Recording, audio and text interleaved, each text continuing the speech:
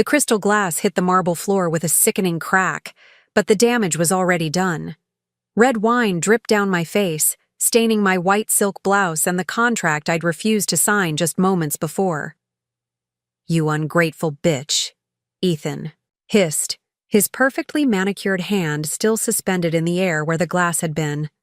"Before we jump back in, tell us where you're tuning in from, and if this story touches you, make sure you're subscribed, because tomorrow, I've saved something extra special for you." All around us, Seattle's elite stood frozen in shock, cocktail conversations evaporating into stunned silence. Cameras flashed as someone captured the moment my marriage publicly shattered at the annual Barrett Foundation Gala. The moment that, ironically, would save me. I didn't know then that in exactly 72 hours, I would be driving down the Oregon coast with nothing but a suitcase and the company I'd nearly lost, heading toward a life I couldn't yet imagine. I didn't know that the Prenup activation code I would text from the ladies' room that night would set me free. But looking back, I realized the seeds of my liberation were planted long before the wine hit my face. 6 years earlier, I'd met Ethan Collins at a startup pitch competition in downtown Seattle. I was sweaty, nervous, and clutching a handmade prototype of my first skincare product, a face serum made from locally sourced ingredients that I'd perfected in my apartment kitchen. He was confident, immaculately dressed, and wielding a checkbook, as one of the competition's angel investor judges. I didn't win the competition that day, but as Ethan approached me afterward, eyes gleaming with interest in both me and my business concept, it felt like I'd won something better. "Your product has potential," he said, handing me his business card with his personal number scrawled on the back. "But your pitch needs work. Let me buy you coffee and explain why." That coffee turned into dinner, which turned into breakfast. Within 6 months, Pure Origins had secured its first round of funding, with Ethan as the primary investor, and I had secured a fiancé. The Seattle business journals called us the perfect merger of finance and innovation. Friends joked that I'd hit the jackpot, finding both a business angel and a life partner in one swoop. Even my parents, who had initially worried about the whirlwind romance, were won over by Ethan's charm and obvious financial security. Only my college roommate Zoe voiced any concern. "Just make sure you protect what's yours, Becca," she warned, over mimosas at my bachelorette party. "I've seen too many women lose themselves in relationships with powerful men." I laughed it off, but something in her words resonated enough that when Ethan's lawyer presented a prenuptial agreement 2 weeks before our wedding, I hired my own attorney to review it. That decision, adding a morality and ethics clause with specific asset protection triggers, would eventually save everything I'd built. The clause, buried on page 18 in careful legal language, established that any act of physical aggression or public humiliation would immediately freeze joint assets and reinstate my full ownership of Pure Origins. It included a specific text code I could send to simultaneously alert our lawyers and bank. Ethan had skimmed the addition and signed without comment. "It's just boilerplate," my lawyer had assured him. "Standard protection language that works both ways." In retrospect, his casual dismissal revealed how inconceivable it was to him that he might ever lose control. The first 3 years of our marriage unfolded like a success story. Pure Origins expanded from my kitchen experiments to a proper lab space and manufacturing facility. We moved from my modest apartment to a sleek downtown condo with floor-to-ceiling windows overlooking Puget Sound. Ethan's investment connections opened doors I hadn't known existed, and soon my products were being featured in subscription boxes and boutique stores across the Pacific Northwest. I was invited to entrepreneurial panels as a rising star in the natural skincare industry. Ethan beamed proudly from the audience, always ready to network on my behalf afterward. But even as the business grew, subtle shifts occurred in our relationship. So, gradual, I barely noticed them happening. It started with suggestions. "You should consider hiring Ryan for your sales team," Ethan would say, referring to a former colleague of his. Or, That packaging looks amateur. My friend's design firm could help. Soon, suggestions evolved into expectations. I've already told the Williamsons you'll reformulate that moisturizer without the almond oil. Their daughter has allergies. The introduction itself is valuable currency. That evening, I entered Coastal Light Photography Gallery 15 minutes before closing time. Valerie, the former war photographer Lisa had pointed out at the cafe, looked up from her computer. With professional assessment. "You must be Rebecca." Devon called about the market booth. Her directness reminded me of Eleanor's, though warmth animated her expression where Eleanor projected reserve. "Come see what you're working with."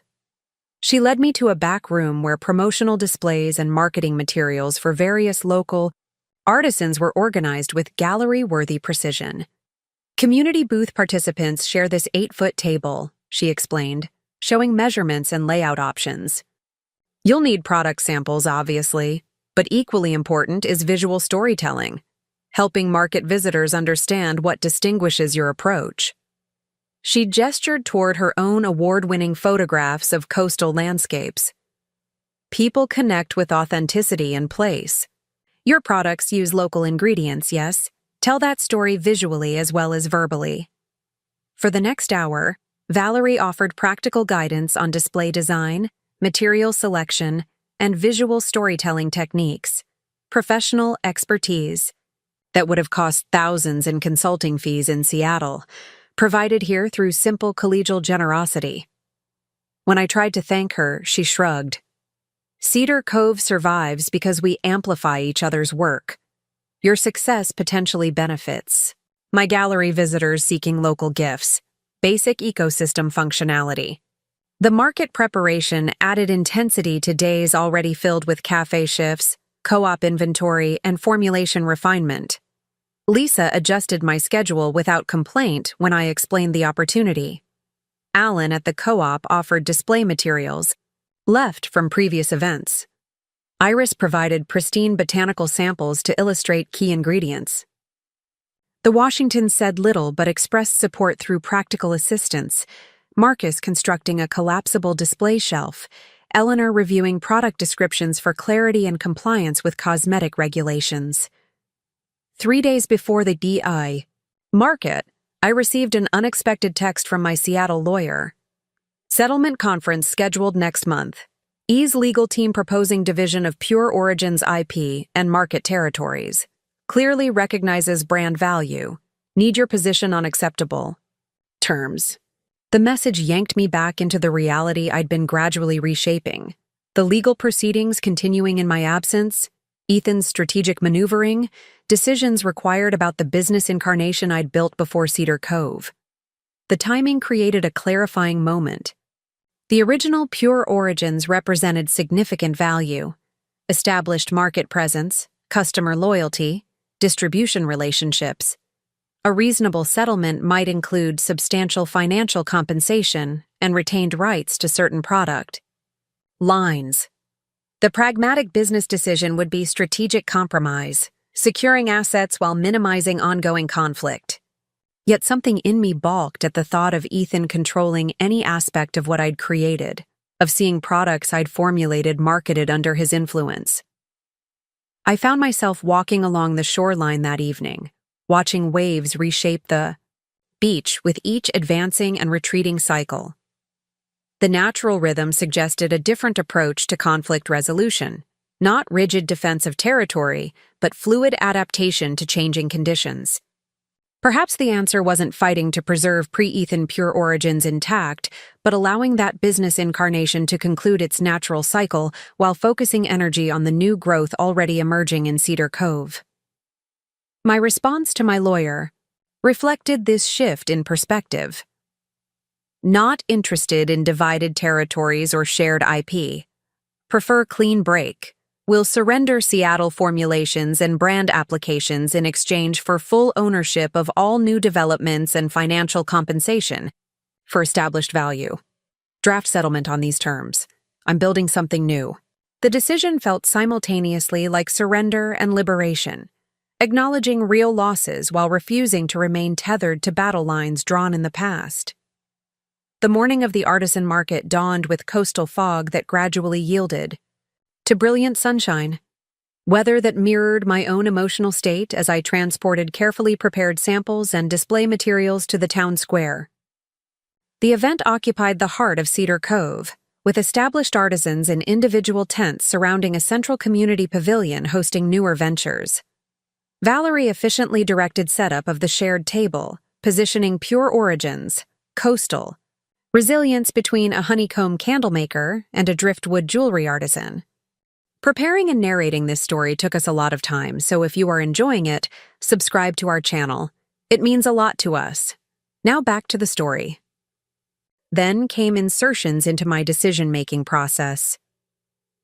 I've scheduled a meeting with potential investors on Thursday. They're interested in funding a major expansion. When I pointed out that I hadn't been planning an expansion quite yet, his expression would darken. You need to think bigger, Rebecca. I'm just helping you see the potential you're missing. The tipping point came during a dinner with Ethan's business associates at our condo.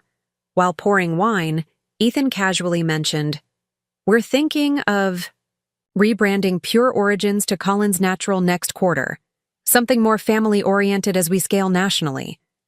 The glass in my hand froze halfway to my lips. This was the first I'd heard of any rebranding, let alone a name that erased my creation and replaced it with his family name. Later that night, after everyone had left, I confronted him. "Pure Origins is my company, Ethan. I founded it before I met you. I never agreed to change the name." He looked genuinely confused by my objection. "But we're a family now, Rebecca. I've invested hundreds of thousands of dollars. My connections have built this company as much as your formulas have." When I reminded him that his investment had been structured as loans with favorable terms, not ownership stakes, his expression hardened into something I'd never seen before. "Do you really think you'd be anywhere without me? You were mixing oils in mason jars when I found you." That night, I slept in the guest room, telling myself it was just a miscommunication, that Ethan's pride was hurt, that we would find a compromise in the morning. Instead, over breakfast, he placed a folder in front of me. Inside was paperwork to add his name to the business registration as co-owner and to authorize the name change to Collins Natural. "Just a formality," he said, sliding an expensive pen across our marble island. "We're partners in everything else. It's time to make it official with Pure Origins, too." Something cold settled in my stomach as I stared at the documents. This wasn't a negotiation or a request. It was an expectation, one that had apparently been in the works for some time, given the professionally prepared paperwork. "I need time to think about this," I said, closing the folder without signing. "And to consult with my business attorney." Ethan's smile remained fixed, but his eyes flashed with something dangerous. "Don't be difficult, Becca. This is happening. The only question is whether you'll be reasonable about it." For the next 2 weeks, an Arctic chill descended over our relationship. Ethan worked late, responding to my texts with one-word answers. When home, he was polite but distant, like we were strangers sharing an elevator rather than a marriage. The unsigned folder remained on his desk, a silent accusation. Meanwhile, I discovered other concerning developments. Ethan had been meeting with our biggest retail partners, positioning himself as the business development arm of Pure Origins. He'd had preliminary conversations with packaging suppliers about the rebrand. Most alarmingly, I found emails suggesting he'd been exploring ways to leverage his initial investment to claim controlling interest, consulting with his attorney about options if I proved difficult. I scheduled an urgent meeting with my own lawyer, the same one who had reviewed our prenup. As I laid out the situation, her expression grew increasingly grave. "He's trying to execute a hostile takeover of your company," she said bluntly. "The fact that you're married makes it complicated, but not impossible to fight.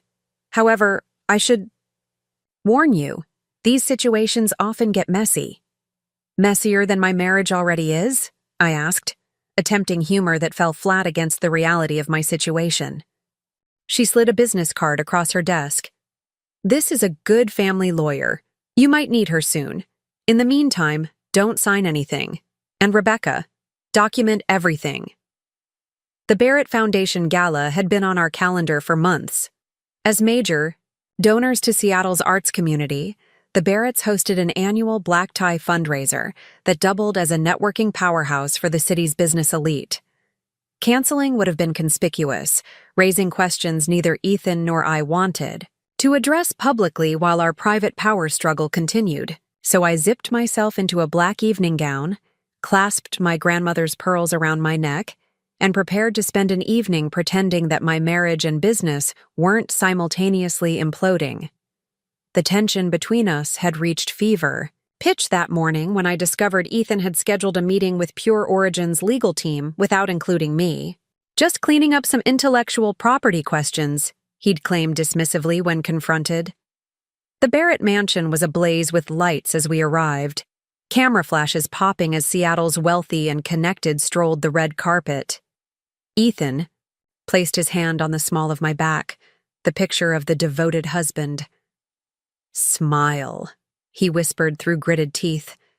"Everyone who matters in this city is watching."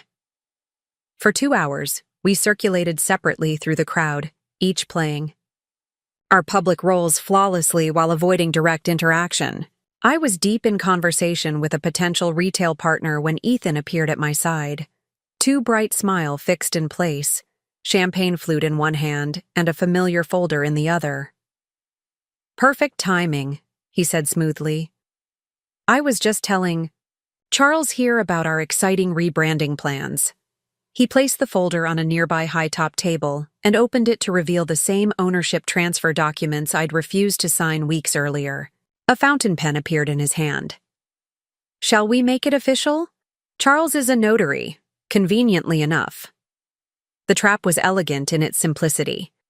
Refuse in front of Charles, who oversaw purchasing for the largest luxury retailer in the Pacific Northwest, and I'd appear unprofessional, potentially jeopardizing a crucial business relationship.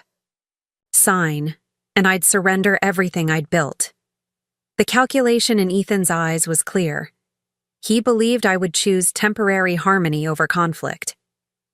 "This isn't the time or place for business decisions, honey," I said, maintaining my smile while closing the folder. "We can discuss this at home." Ethan's hand closed over mine, his grip just tight enough to communicate his anger while appearing affectionate to onlookers. "No more delays, Rebecca. You're being childish about this. The documents are ready, Charles is here, and this partnership announcement would make an excellent addition to the evening's good news." Charles looked between us, professional smile faltering as he sensed the undercurrent of tension. "I'm happy to step away if this is a bad time," he offered. "It's a perfect time," Ethan insisted, reopening the folder and pressing the pen into my hand. "Rebecca just needs a little encouragement to overcome her fear of growth. Don't you, darling?" Something snapped inside me. The accumulated weight of months of manipulation, weeks of bullying, and the sudden clarity that this man never saw me as a partner at all, but as an acquisition to be managed. I placed the pen down deliberately and looked Ethan directly in the eyes. "I will never add your name to my company. Pure Origins is mine. It stays mine. And if you try to take it from me, I will fight you with everything I have." For a moment, genuine shock registered on Ethan's face. The shock of a man who has never been denied something he felt entitled to. Then his features contorted with rage. It happened so quickly that I had no time to react.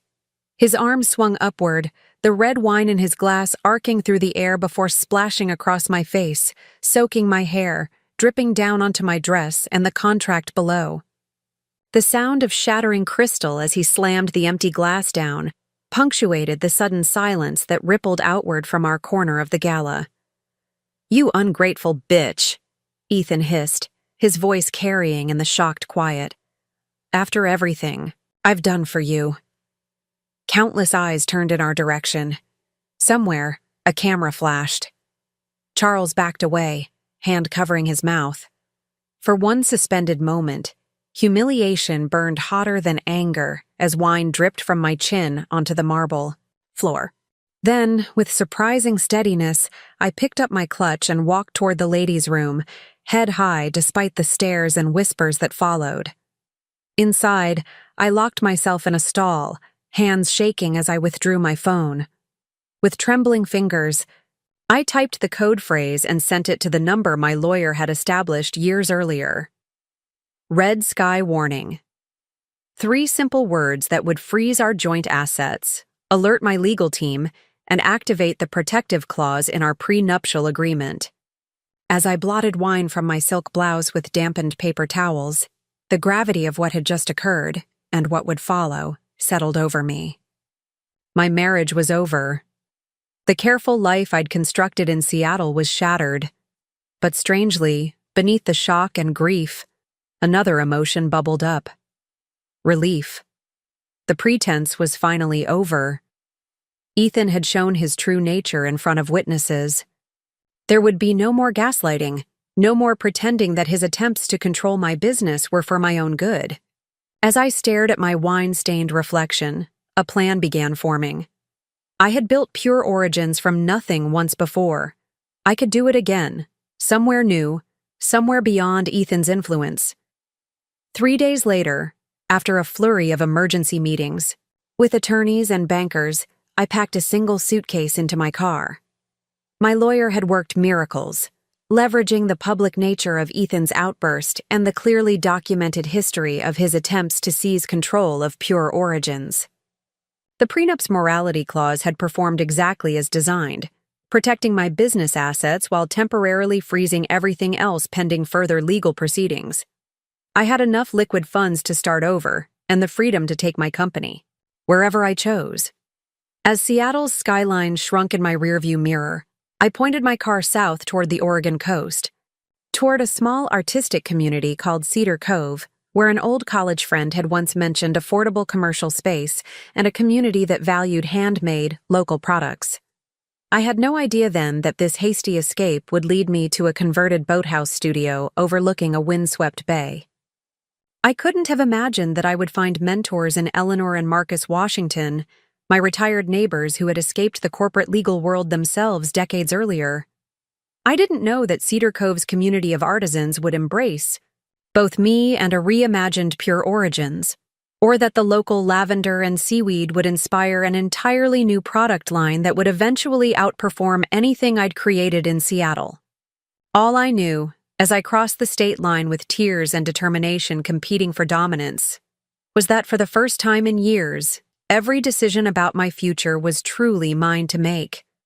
The road stretched before me, uncertain but full of possibility. The smell of wine still lingered in my hair, a final gift from the man who had tried to own me, the man who had instead set me free. The Oregon coastline unfurled before me like a promise, all misty cliffs and churning waves that seemed to embody the tumult in my own heart. My knuckles had turned white from gripping the steering wheel for the past 6 hours, as if holding on might somehow keep me from flying apart. The radio had long since faded to static, leaving me alone with thoughts that pinballed between panic and a strange, unfamiliar exhilaration. Twice I'd pulled over at rest stops, overtaken by waves of doubt so powerful they made my stomach heave. Both times, my phone had lit up with Ethan's name, the coincidence feeling almost supernatural until I remembered the tracking app he'd insisted we both install for safety. I deleted the app in a gas station bathroom outside Portland, along with my social media accounts and email addresses that Ethan knew. My lawyer had advised creating this digital distance, explaining that men like Ethan rarely surrendered control willingly. "He'll try to pull you back into his orbit," she'd warned during our hurried meeting the morning after the gala. "The prenup protects your assets, but it can't protect your resolve." She'd slid a burner phone across her desk along with a list of recommended steps for someone leaving an increasingly controlling relationship. The clinical nature of that list — change banks, use cash when possible, vary your routine, had made the reality of my situation impossible to deny. I wasn't just leaving a failed marriage, I was escaping. The Welcome to Cedar Cove sign appeared through a curtain of afternoon mist, faded blue paint peeling around carved wooden letters. Population 3,542. The number struck me as impossibly small after Seattle's bustling millions. What had Zoe told me about this place? That artists were drawn to the light, that rent was reasonable, that the community valued craftsmanship over commerce. It had sounded charming when she'd mentioned it years ago during one of our increasingly rare phone calls. Now, as I navigated narrow streets lined with weathered clapboard buildings, it looked like either salvation or a terrible mistake. The Driftwood Inn sat perched on a bluff overlooking the bay, a rambling two-story structure that had clearly been cobbled together through multiple additions over decades. The vacancy sign flickered erratically in the gathering dusk. Inside, a woman with silver-streaked hair pulled into a loose bun looked up from her crossword puzzle, assessing me with kind but shrewd eyes. "Rough day?" she asked, taking in my rumpled clothes and the hollowness I could feel around my eyes. I managed a weak smile. "Rough week." Something in her expression softened. She introduced herself as Maggie, slid a registration card across the worn wooden counter, and then hesitated before asking for ID. When I fumbled with my wallet, hands still unsteady, she waved it away. "The card's enough for tonight. You look like you could use rest more than paperwork." My room featured faded floral wallpaper, a brass bed that creaked with every movement, and windows that faced the churning Pacific. I stood watching the waves until darkness swallowed them, feeling untethered from the life I'd left behind. The woman I'd been just days ago, Becca Collins, wife of investment banker Ethan Collins, owner of a promising skincare startup, seemed like a character in someone else's story. In her place stood a stranger, Rebecca Mitchell again, alone, running on fumes and fear, and the faint hope that whatever came next might be built on firmer foundation than what had crumbled behind her. Sleep came in fitful bursts, interrupted by phantom phone notifications and dreams where Ethan found me, his rage masquerading as concern as he dragged me back to Seattle. I woke with the dawn, salt air seeping through windows I'd cracked open during the night. For the first time since the gala, I allowed myself to fully consider my position. The emergency cash withdrawal my lawyer had facilitated would cover a few weeks of modest living. The prenup had secured Pure Origin's intellectual property and inventory, but those assets remained in storage facilities in Seattle until the legal dust settled. I had my formulation notebooks, my laptop with product specifications, and my raw determination.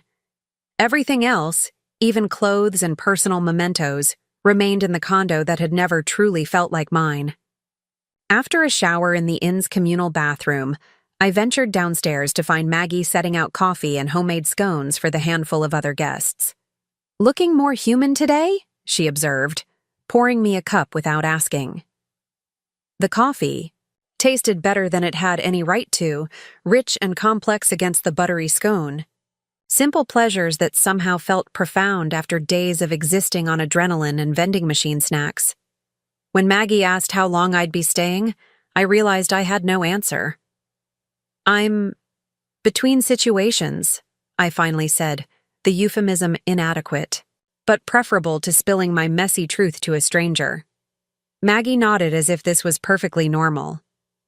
"Most people who end up in Cedar Cove are." She refilled my cup, then added, "If you're looking to stay longer than a few nights, you might want to check the community board. Sometimes there are rentals that don't make it to the online listings." She gestured toward a corkboard near the beer entrance, crowded with flyers and business cards. "And if you're needing work, Tidal Basin Cafe is short-staffed since tourist season started early." The community board became my lifeline that morning. Among advertisements for yoga classes and local art shows, I found a faded index card. "Studio apartment above boathouse. rustic but waterproof. Utilities included. Suitable for single occupant. The rent listed was so low compared to Seattle prices that I initially assumed it was weekly rather than monthly. A phone number had been scrawled at the bottom, along with the words, "Serious inquiries only." No, drama. The number connected me to Eleanor Washington, whose clipped, no-nonsense phone manner reminded me of my first business professor in college. Yes, the apartment was still available. Yes, I could see it today. No, she didn't need my life. Story, just first and last month's rent in cash if I wanted it. It's nothing fancy, she warned, giving me directions to a property north of town. But it's clean and private. Some find the isolation appealing. The way she emphasized isolation suggested she counted herself among that number. Eleanor's property revealed itself at the end of a winding gravel road. A modest but well-maintained craftsman house perched on a rocky promontory, with a separate structure closer to the water's edge. This second building, clearly the boathouse mentioned in the ad, had weathered cedar siding and large windows facing the bay. Eleanor herself stood waiting on her porch, a tall, straight-backed woman in her early 70s with close-cropped, white hair and penetrating dark eyes. Before I could offer any greeting, she stated, "You're running from something." Not a question, but an observation delivered without judgment. For a moment, I considered crafting some palatable half-truth, the kind of explanation I might have offered at a Seattle cocktail party. Instead, exhaustion and the strange comfort of a stranger's directness prompted honesty. My husband tried to take my company, then threw wine in my face at a charity event when I refused to sign it over. The words hung in the salt-laden air. Between us. Eleanor nodded once, satisfied. Good. Truth is simpler to maintain than lies. You'll need fewer stories to remember. She turned and began walking toward the boathouse. Marcus will want to know you're not bringing trouble to our doorstep, but that can wait for dinner. Let's show you the apartment first. The apartment occupied what had once been storage space above the actual boathouse. A steep exterior staircase led to a door that opened directly into a single room with a kitchenette along one wall, a sleeping area defined by a privacy screen, and a tiny bathroom tucked under the eaves. What the space lacked in size or luxury, it made up for in character and light. Dormer windows faced the water, filling the room with shifting patterns as sunlight danced across the bay's surface. Simple, sturdy furniture, clearly chosen for function over fashion, included a writing desk positioned to take advantage of the view. Previous tenant was a poet, Eleanor explained, following my gaze to the desk. Found the water conducive to creativity. Left for an artist residency in New Mexico 3 weeks ago. She opened a closet to reveal a hot water heater and circuit panel. Building's been renovated with proper insulation. Stays warm enough in winter. Wi-Fi reaches from the main house. Passwords on the fridge. Questions? Did I have questions? 1,000. But none that mattered against the overwhelming sense that this place, this tiny, remote apartment with its expansive views and distance from Seattle, was exactly what I needed. I paid the deposit and first month's rent from my dwindling cash. Reserves, signing a simple one-page lease that Eleanor produced from her pocket. No credit check. No references, no questions about employment or income stability. Just a human agreement between two women, one offering shelter and the other desperately needing a haven. "Dinner's at 6, Eleanor said as she handed me a set of keys. "Marcus makes a decent cioppino on Tuesdays. Nothing fancy, but there'll be plenty. Bring wine if you drink it. Nothing red." The specific prohibition against red wine, delivered with a knowing look, confirmed that Eleanor had understood more from my brief explanation than I'd explicitly stated. Before I could respond, she was already heading back to the main house. Her message clear. The invitation wasn't optional, and further discussion wasn't necessary. I spent the afternoon shuttling my meager possessions from car to apartment, each trip up the steep stairs a reminder of how little I'd managed to salvage from my previous life. When unpacked, My belongings occupied barely a quarter of the available storage. The remainder echoed with emptiness, a physical manifestation of all I'd left behind. In Seattle, Ethan and I had occupied a 3-bedroom condo filled with designer furniture and curated art. Here, my world had contracted to essential functions: a place to sleep, work, eat, and think. The lack felt oddly freeing rather than depriving. Each object I'd brought represented a deliberate choice made during those frantic packing moments. My most essential skincare formulation notebooks, the laptop containing my business plans and product specifications, clothes selected for practicality rather than impression. No stemware that required careful handling. No throw pillows chosen to complement wall colors. No objects maintained solely because they projected the correct image to visitors. Just the basic architecture of a life I might rebuild.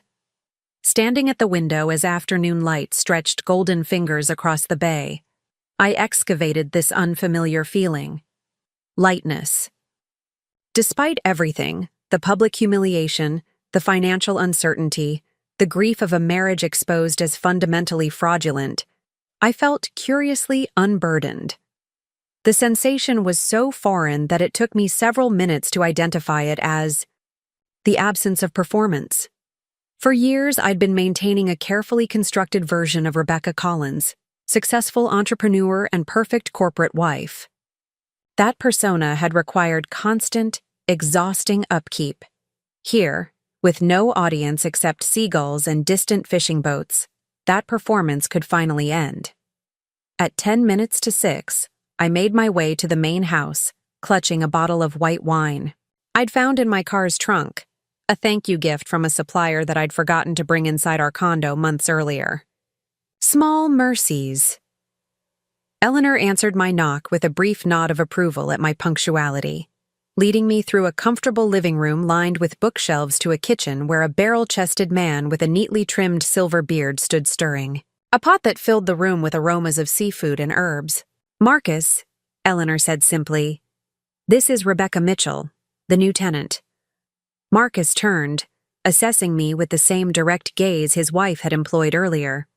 Where her eyes had been coolly analytical, however, his held warmth and curiosity. "Welcome to our little corner of nowhere," he said, voice a rich baritone that matched his substantial presence. "Hope you like fish. Can't live on the Oregon coast and serve chicken on a Tuesday." Dinner unfolded with surprisingly easy conversation. Neither Eleanor nor Marcus pressed for details about my situation, but their measured questions about my business, my product philosophy, my long-term goals, created space for me to share what I felt comfortable revealing. I learned that Eleanor had been a corporate attorney specializing in intellectual property law before retiring early. Marcus had built a consulting practice helping small businesses navigate growth challenges, then sold the firm when Eleanor decided she'd had enough of Seattle's increasingly frenetic pace. 15 years ago, Marcus explained, refilling wine glasses, we bought this place as a weekend retreat, kept promising ourselves we'd spend more time here someday. Then Eleanor's doctor found an arrhythmia during a routine physical. He reached across the table to cover his wife's hand with his own, the gesture so naturally affectionate it made my throat tighten. Nothing life-threatening with proper management, but it clarified our priorities considerably. We realized someday needed to be immediately. "Best decision we ever made," Eleanor added, though I won't pretend the transition was smooth. We both missed certain aspects of our previous life. The intellectual stimulation, the sense of purpose. She studied me over the rim of her glass. That's often the hardest part of major life changes, finding new purpose to replace what you've left behind. The insight struck with uncomfortable precision. Beyond escaping Ethan's control, I hadn't thought clearly about what came next. Pure origins had been my purpose, my creative outlet, my professional identity. While the prenup had protected my ownership, the practical reality remained. Daunting. My production facility, suppliers and distribution networks were all in Seattle, all temporarily inaccessible while legal proceedings unfolded. Could I rebuild from nothing, in a town with barely enough population to support a farmer's market? Rebecca, Marcus said, interrupting my spiraling thoughts. Eleanor tells me you develop skincare products from natural ingredients. When I nodded, he continued, There's someone you should meet. Iris Chen supplies botanicals to half the herbalists, between here and Portland. Has greenhouses specializing in native medicinal plants? Remarkable woman. Former biochemist who decided corporate pharmaceutical work was crushing her soul. Marcus collects interesting people the way some collect. Stamps, Eleanor explained with fond exasperation. Can't help connecting the dots between them. She stood, beginning to clear dishes. He'll insist on introducing you, so you might as well yield gracefully. Iris might actually be useful for your work, unlike most of his fascinating connections. Later, as I prepared to return to my new apartment, Marcus pressed a business card into my hand. Iris's contact information. Tell her I sent you. He hesitated, then added with careful casualness, The boathouse itself, the space below your apartment, has been used as a workshop before. Previous tenant never did much with it beyond storing kayaks, but it has decent plumbing and ventilation.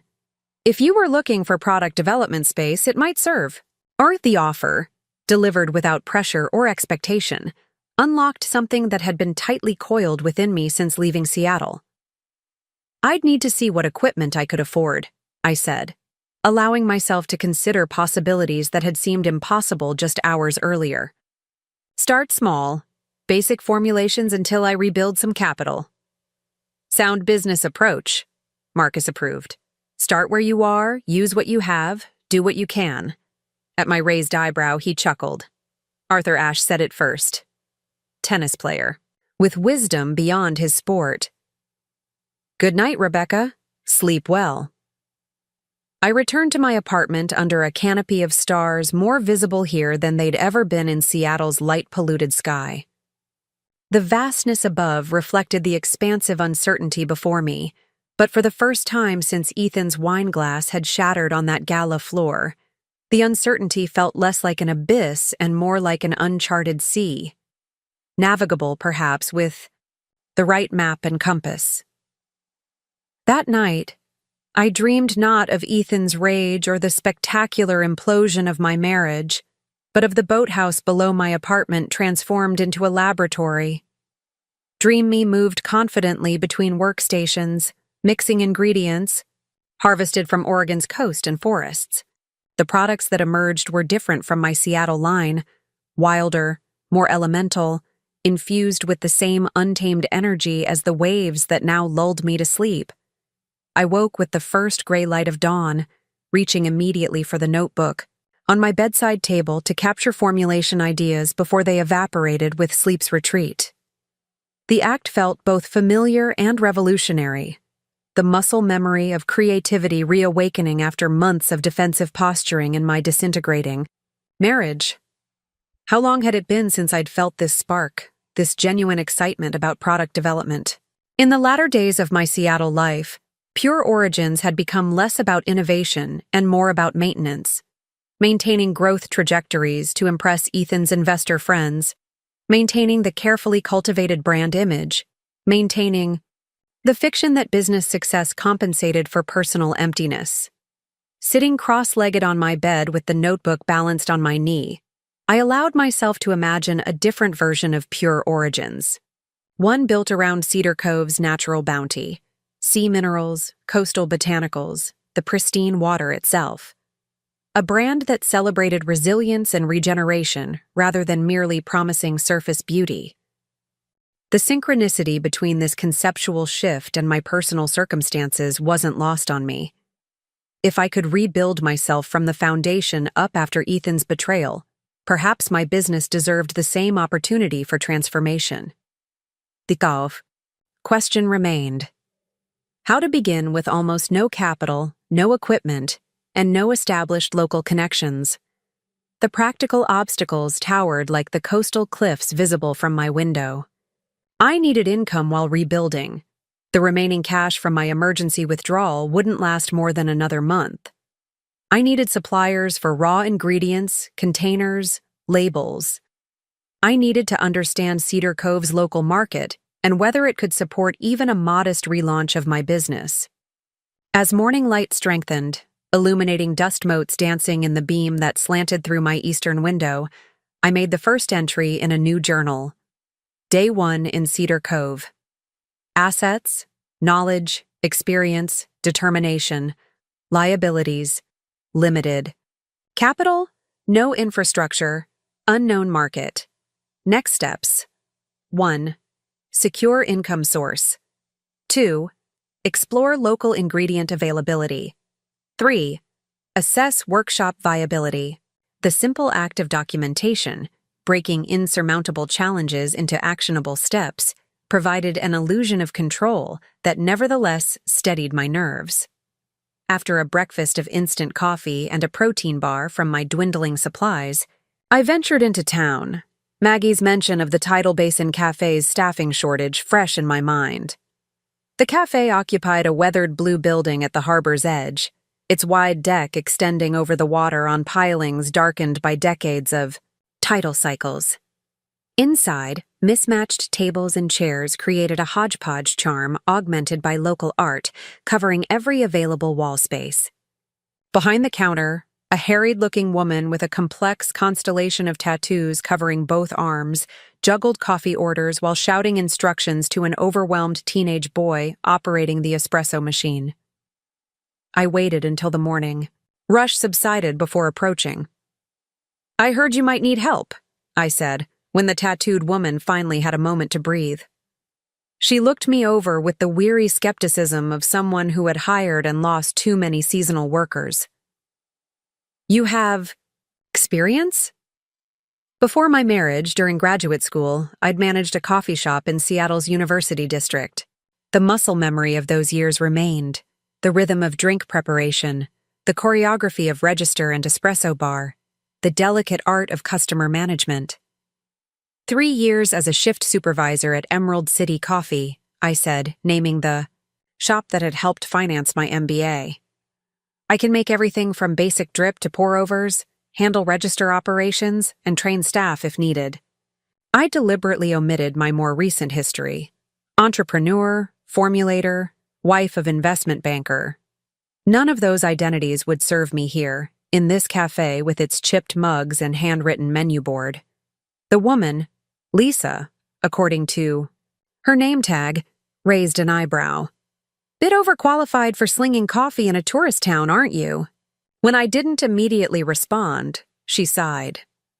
"But beggars can't be choosers, and I'm definitely begging. Kyle's leaving for college in 2 weeks, and my other part-timer just eloped with a marine biologist." She grabbed an application form from beneath the counter. "Can you start tomorrow? Morning shift, 5:30 to 2? It's not glamorous, and tourists can be entitled nightmares, but tips are decent, and you get free food during your shift." Just like that, I had a job. Not the career I'd built in Seattle, not the creative work that had once defined me, but honest labor that would keep me fed and housed while I determined next steps. The immediacy of the solution to at least one pressing problem felt like confirmation that I'd made the right choice in coming to Cedar Cove. As I turned to leave, application completed and start time confirmed, Lisa called after me, "By the way, where are you staying? Housing's tight in summer." When I mentioned the boathouse apartment, her eyes widened slightly. "You're living with the Washingtons? How'd you manage that? They've turned down half the town looking for rentals." Before I could formulate a response that wouldn't reveal too much, she shook her head. "Never mind. Not my business. But if Eleanor Washington has decided you're acceptable, your stock just rose considerably around here. That woman has the most finely calibrated bullshit detector on the Oregon coast." The observation stayed with me as I continued exploring the town that had become my unexpected refuge. Cedar Cove's main street comprised barely 3 blocks of businesses. The cafe, a bookstore, a hardware shop, art galleries, a grocery co-op, and various tourist-oriented boutiques selling coastal-themed trinkets and apparel. The year-round population clearly expanded significantly during summer months, with visitors drawn to the dramatic coastline and the arts community that had established itself over decades. At the co-op, I found a help-wanted notice similar to the cafe's, part-time. Inventory manager needed immediately. The position would complement rather than conflict with my cafe hours. On impulse, I inquired inside, where the manager, a gentle-voiced man with gray dreadlocks secured in a neat bundle, seemed almost pathetically grateful for my interest and business background. By lunchtime, I had secured 2 part-time jobs that together would cover my modest living expenses. The achievement felt simultaneously liberating and humbling. Freedom from immediate financial panic purchased at the cost of professional identity. With basic survival needs addressed, I turned my attention to the second task on my list: exploring local ingredient availability. Iris Chen's business card burned in my pocket, Marcus's introduction offering a potential shortcut into the local supply community. But as I stood outside the converted warehouse that housed the co-op, another impulse seized me: to directly experience the natural bounty of this new environment before filtering it through someone else's expertise. I followed a trail marked by a weathered wooden sign reading Tide Pools, 1.2 miles. The path winding down through wind-sculpted pines to a rocky beach, different from the tourist-friendly strands closer to town. Here, the coast revealed its raw character: jagged black rocks, pools of crystal-clear seawater teeming with life, seaweed in varieties I'd never encountered in Seattle's more sterile markets. Kneeling beside one particularly vibrant pool, I watched anemones wave delicate tentacles in the gentle current, while hermit crabs conducted their cautious business around barnacle-encrusted rocks. The coastal ecosystem displayed before me represented untapped potential for skincare formulations: mineral-rich seawater, algae with documented moisturizing properties, botanicals adapted to thrive in harsh salt spray and constant wind. Elements that might infuse products with the same resilience the environment demanded from its native species. I collected small samples in the zip-top bags I'd fortuitously stuffed into my jacket pocket. Not enough for production, but sufficient for preliminary experimentation once I established a workspace. As afternoon light softened toward evening, I made my way back to the boathouse, pausing at the structure's lower level before climbing the stairs to my apartment. The space Marcus had mentioned as a potential workshop was accessible through double doors facing the water, likely designed for boat storage originally but adaptable to other purposes. Inside, the concrete floor sloped gently toward a central drain. Windows lined the water-facing wall, providing natural light and ventilation possibilities. Bare studs between support posts offered opportunities for shelving or workbenches. The space whispered with possibility. In its current state, it was merely an empty shell: no equipment, no utilities beyond basic plumbing and electricity. But I could envision workstations for formulating, storage areas for raw materials, perhaps eventually a small packaging operation. Starting over from scratch wasn't what I'd planned for Pure Origins, but standing in that empty boathouse with seawater samples in my pocket and the sound of waves providing rhythmic accompaniment to my thoughts, I felt the first true stirring of excitement since leaving Seattle. That evening, I sat at the small desk in my apartment, laptop open to a blank document. My fingers hovered over the keyboard, poised to begin a business plan for Pure Origins 2.0, or whatever this new iteration might become. The blinking cursor seemed to pulse with the question that had haunted me since watching Seattle recede in my rearview mirror. Was I fleeing or advancing? Running from a failed marriage and business takeover attempt, or moving toward something that might ultimately prove more authentic and fulfilling? The distinction mattered. One path was reactive, shaped primarily by what I sought to escape. The other was proactive, guided by a vision of what might be possible in this unexpected new chapter. Eleanor's earlier observation about finding new purpose echoed in my mind. I didn't want to define myself forever as Ethan Collins's ex-wife, or the woman who narrowly escaped a hostile takeover of her company. I needed to create an identity and business forged from genuine passion rather than defensive positioning. With sudden clarity, I typed the document title, Pure Origins, Coastal Regeneration. Below it, a mission statement began to form, not a complete business plan yet, but a declaration of intent. Harnessing the resilience of Oregon's coastal ecosystems to create skincare that supports natural regeneration and adaptation. Products developed in harmony with local environments, contributing to rather than extracting from the communities that inspire them. The words felt right, aligned with both my personal journey and the business philosophy I'd always aspired to, but had compromised in subtle ways during my marriage. With Ethan's influence removed, with the pressure to scale rapidly for investor satisfaction eliminated, I could return to first principles: quality over quantity, sustainability over rapid growth, authentic connection over market positioning. Whether this vision would translate into commercial success remained uncertain, but for the first time since the gala's red wine had stained my blouse and clarity, the path forward felt authentic to my core values. A knock at my door startled me from my planning reverie. Eleanor stood on the landing, a canvas grocery bag in one hand.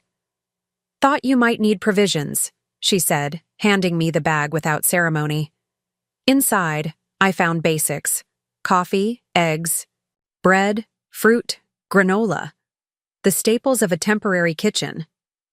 The thoughtfulness of the gesture coming from a woman who projected such self-contained strength caught me off guard.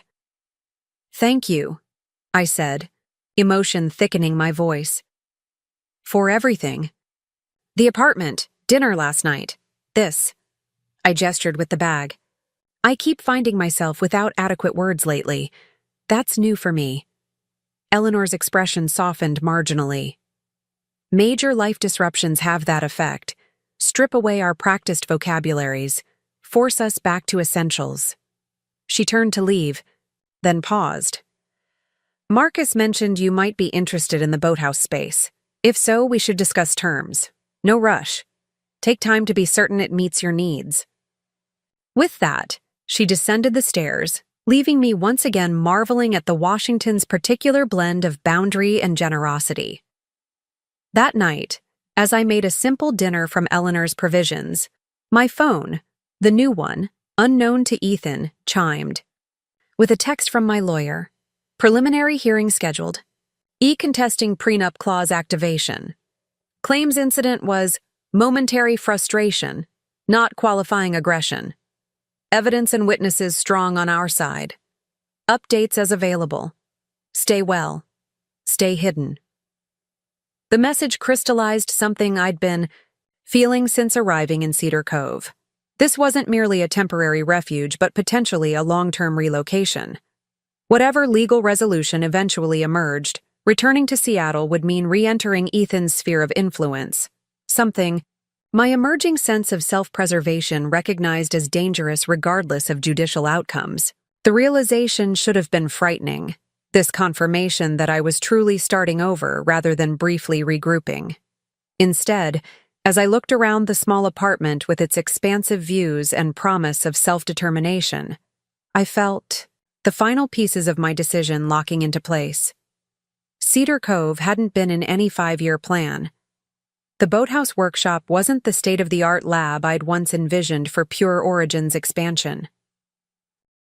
Serving coffee wasn't the career trajectory I'd mapped after earning my MBA, but the path that had led me here, however painful and unplanned, offered something my carefully constructed former life had increasingly lacked: the opportunity to build something authentic, aligned with my values rather than someone else's expectations. The chance to discover who Rebecca Mitchell might become when not defined as an extension of Ethan Collins's ambitions. Tomorrow would bring the first morning shift at the cafe, the beginning of an income stream independent of my soon-to-be ex-husband. The day after, I would call the number on Iris Chen's card, exploring local botanical possibilities with a former biochemist who had similarly chosen purpose over prestige. The following week, I would discuss terms for the boathouse workshop with the Washingtons, beginning the slow process of rebuilding Pure Origins from its essential elements. Each step small, each decision mine alone. The complexity of emotions this new reality evoked, grief and liberation, anxiety and anticipation, seemed perfectly matched to the view outside my window, where moonlight now silvered the bay's surface. Depths concealed beneath seemingly simple beauty, constant movement beneath apparent stillness, the next wave already forming as the current one reached shore. I closed my laptop, my mission statement and nascent plans saved but incomplete. Tomorrow would be time enough to continue building. Tonight was for acknowledging the foundation already laid in these first crucial days of my Cedar Cove rebirth. The first week at Tidal Basin Cafe passed in a blur of steam and coffee grounds. I fell into the rhythm of early mornings, rising at 4:30 a.m., watching dawn break over the water during my walk to town, and arriving in time to start the industrial coffee makers before the first fishermen appeared seeking caffeine before heading out to sea. There was something grounding about the physical nature of the work, so different from the executive decisions and investor meetings that had dominated my Seattle existence. My hands developed calluses from handling hot equipment rather than paper cuts from contract reviews. My feet ached from standing rather than from designer heels. The simplicity felt like meditation after years of complexity. Lisa, the cafe owner, watched me with increasing approval as I mastered her ancient espresso machine and developed rapport with the regulars. "You're overqualified," she remarked on my 5th morning, leaning against the counter during a rare quiet moment. "But there's something refreshing about watching someone treat a minimum wage job like it matters." I looked up from the latte art. I'd been perfecting, something I'd learned during graduate school and found myself enjoying again. "It does matter," I replied, carefully pouring steamed milk to create a delicate fern pattern. "This might be someone's only moment of beauty in a difficult day." She tilted her head, reassessing me. "Who exactly are you, Rebecca Mitchell? Nobody moves to Cedar Cove in May without a backstory." The question was direct, but not unkind. I'd been fielding similar inquiries all week, from customers curious about the new face, from my coworker Kyle who found my competence suspicious, from vendors making deliveries. I'd developed a simplified narrative, entrepreneur taking a sabbatical, to reconsider direction, drawn to the coast for inspiration, close enough to truth without revealing vulnerabilities I wasn't ready to share. "Someone starting over," I told Lisa, the honesty slipping out before I could reconsider. "The details aren't particularly interesting." She nodded, accepting the boundary without offense. "Fair enough. Starting over is practically Cedar Cove's unofficial motto. Half the business owners in town have reinvention stories." She gestured toward a customer entering, a woman in her 50s with a camera bag, slung over one shoulder. "Take Valerie there, award-winning photojournalist who covered wars for 20 years. Now she runs the gallery 3 doors down and only photographs seabirds and coastal landscapes. Says she needed to capture creation instead of destruction for a while." The cafe served as an unexpected education in Cedar Cove's social ecosystem. From my position behind the counter, I observed connections and power dynamics that would have taken months to discern otherwise. The town operated on relationships more than transactions, favors exchanged, skills bartered, reputations carefully maintained across years. Artists and craftspeople dominated the permanent population, supplemented by fishing families with generational claims to the harbor and a small professional class providing essential services. Tourism sustained the economy but didn't define the community's character. Most notably, Eleanor and Marcus Washington occupied a position of quiet influence I hadn't immediately recognized. References to them peppered conversations. Marcus's business advice sought before major decisions. Eleanor's legal insights deferred to in community disputes. They weren't wealthy by Seattle standards, but their combination of expertise, integrity, and selective engagement made them something rarer, respected elders whose approval carried weight. The realization that they had extended protection over me simply by accepting me as a tenant explained the careful courtesy I received from locals, despite my newcomer status. My afternoon shifts at the co-op offered different insights. While the cafe connected me to Cedar Cove's social fabric, the co-op revealed its economic underpinnings. Working inventory exposed me to the region's agricultural producers, artisanal food crafters, and botanical suppliers.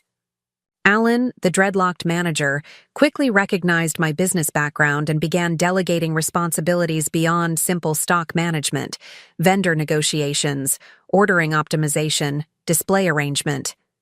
The work was engaging without being consuming, allowing mental space to continue developing plans for Pure Origin's revival. Nearly 2 weeks into my Cedar Cove existence, I finally called the number on Iris Chen's business card. A brisk, no-nonsense voice answered, clearly accustomed to efficient communication. West Coast Botanicals. When I mentioned Marcus's referral, her tone warmed marginally. The Washingtons have good judgment about people. What can I help you with? I explained my background in natural skincare formulation and interest in local ingredients, carefully avoiding specifics about my circumstances. Iris listened without interruption, then said simply, "Come see the operation tomorrow. Bring appropriate footwear. We start at 7. We start at 7 proved to be an understatement. When I arrived at the address Iris had provided, a former dairy farm several miles inland from the coast, I found her already deep into the day's harvest, directing 3 workers collecting flowering herbs from meticulously maintained beds. Iris herself defied easy categorization. Late 50s with silver-streaked black hair pulled into a practical bun, wearing mud-spattered boots and cargo pants while consulting planting charts on a high-end tablet. She acknowledged my arrival with a nod before handing me gardening gloves. "Observation happens alongside work here. Help Thomas with the calendula while we talk." For the next 3 hours, I harvested delicate orange blossoms while Iris moved between greenhouses and outdoor growing areas, explaining her operation in precise, technical terms that revealed her scientific background. West Coast Botanicals supplied medicinal herbs and specialty botanicals to herbalists, small-batch beauty companies, and high-end restaurants throughout the Pacific Northwest. Unlike larger commercial operations, Iris maintained heirloom varieties and specialized in plants with specific medicinal or cosmetic applications, many cultivated using traditional techniques from her Chinese heritage, alongside modern sustainable farming practices. Most commercial suppliers force rapid growth through artificial conditions, she explained, examining seedlings in a humidity-controlled greenhouse. It increases yield but compromises phytochemical profiles. The compounds that make botanicals effective for skincare or medicine develop in response to environmental stressors, variable weather, insect pressure, competition with other plants. Perfect growing conditions produce weak chemistry. The observation struck me as both scientifically sound and metaphorically resonant with my own situation. Stress forcing stronger development. Over lunch, a simple but perfect meal of vegetables. Harvested minutes earlier, Iris asked pointed questions about my formulation approach and ingredient standards. Her interest seemed professional rather than personal, evaluating whether my work merited access to her carefully cultivated botanicals. I found myself speaking with a passion I hadn't felt in months, detailing my commitment to efficacy over marketing claims, my preference for whole plant extracts rather than isolated compounds, my experiments with preservation methods that minimized synthetic additives. "You understand the principles," she concluded, appearing moderately impressed. "Most beauty entrepreneurs I meet are marketers first, formulators second, if at all. They want ingredients that sound appealing on labels rather than constituents. That functions synergistically." She studied me over her teacup. "The Washingtons mentioned you're establishing a workspace in their boathouse. What equipment do you have currently?" When I admitted to having nothing beyond formulation notebooks and raw material samples, she nodded as if confirming a suspicion. Starting from zero. She rose from the table, gesturing for me to follow her to a storage building behind the main barn. Inside, amid neatly organized shelves of dried botanicals, stood laboratory equipment: scales, hot plates, glassware, a small centrifuge. My previous lab setup before I expanded 3 years ago. Not state-of-the-art, but functional for small batch development. It's been collecting dust. You can use it until you're established enough to invest in your own. The unexpected generosity left me momentarily speechless. In Seattle's competitive entrepreneurial community, such assistance would have come with ownership stakes or exclusivity agreements at minimum. Iris waved away my stuttered thanks with characteristic directness. Marcus said you're legitimate. I have ingredients that work best in skincare applications, but limited time to develop. Formulations myself. We'll establish a collaborative arrangement once you're operational. For now, consider it a properly vetted investment in future possibilities. She handed me a laminated card, listing harvest days for different botanicals. You're welcome here. On these mornings if you want fresh material. Otherwise, the co-op carries my dried stock. Coastal ingredients, seaweeds, salt, minerals. You'll need to source elsewhere. Talk to Devin Lewis about sustainable harvesting permits.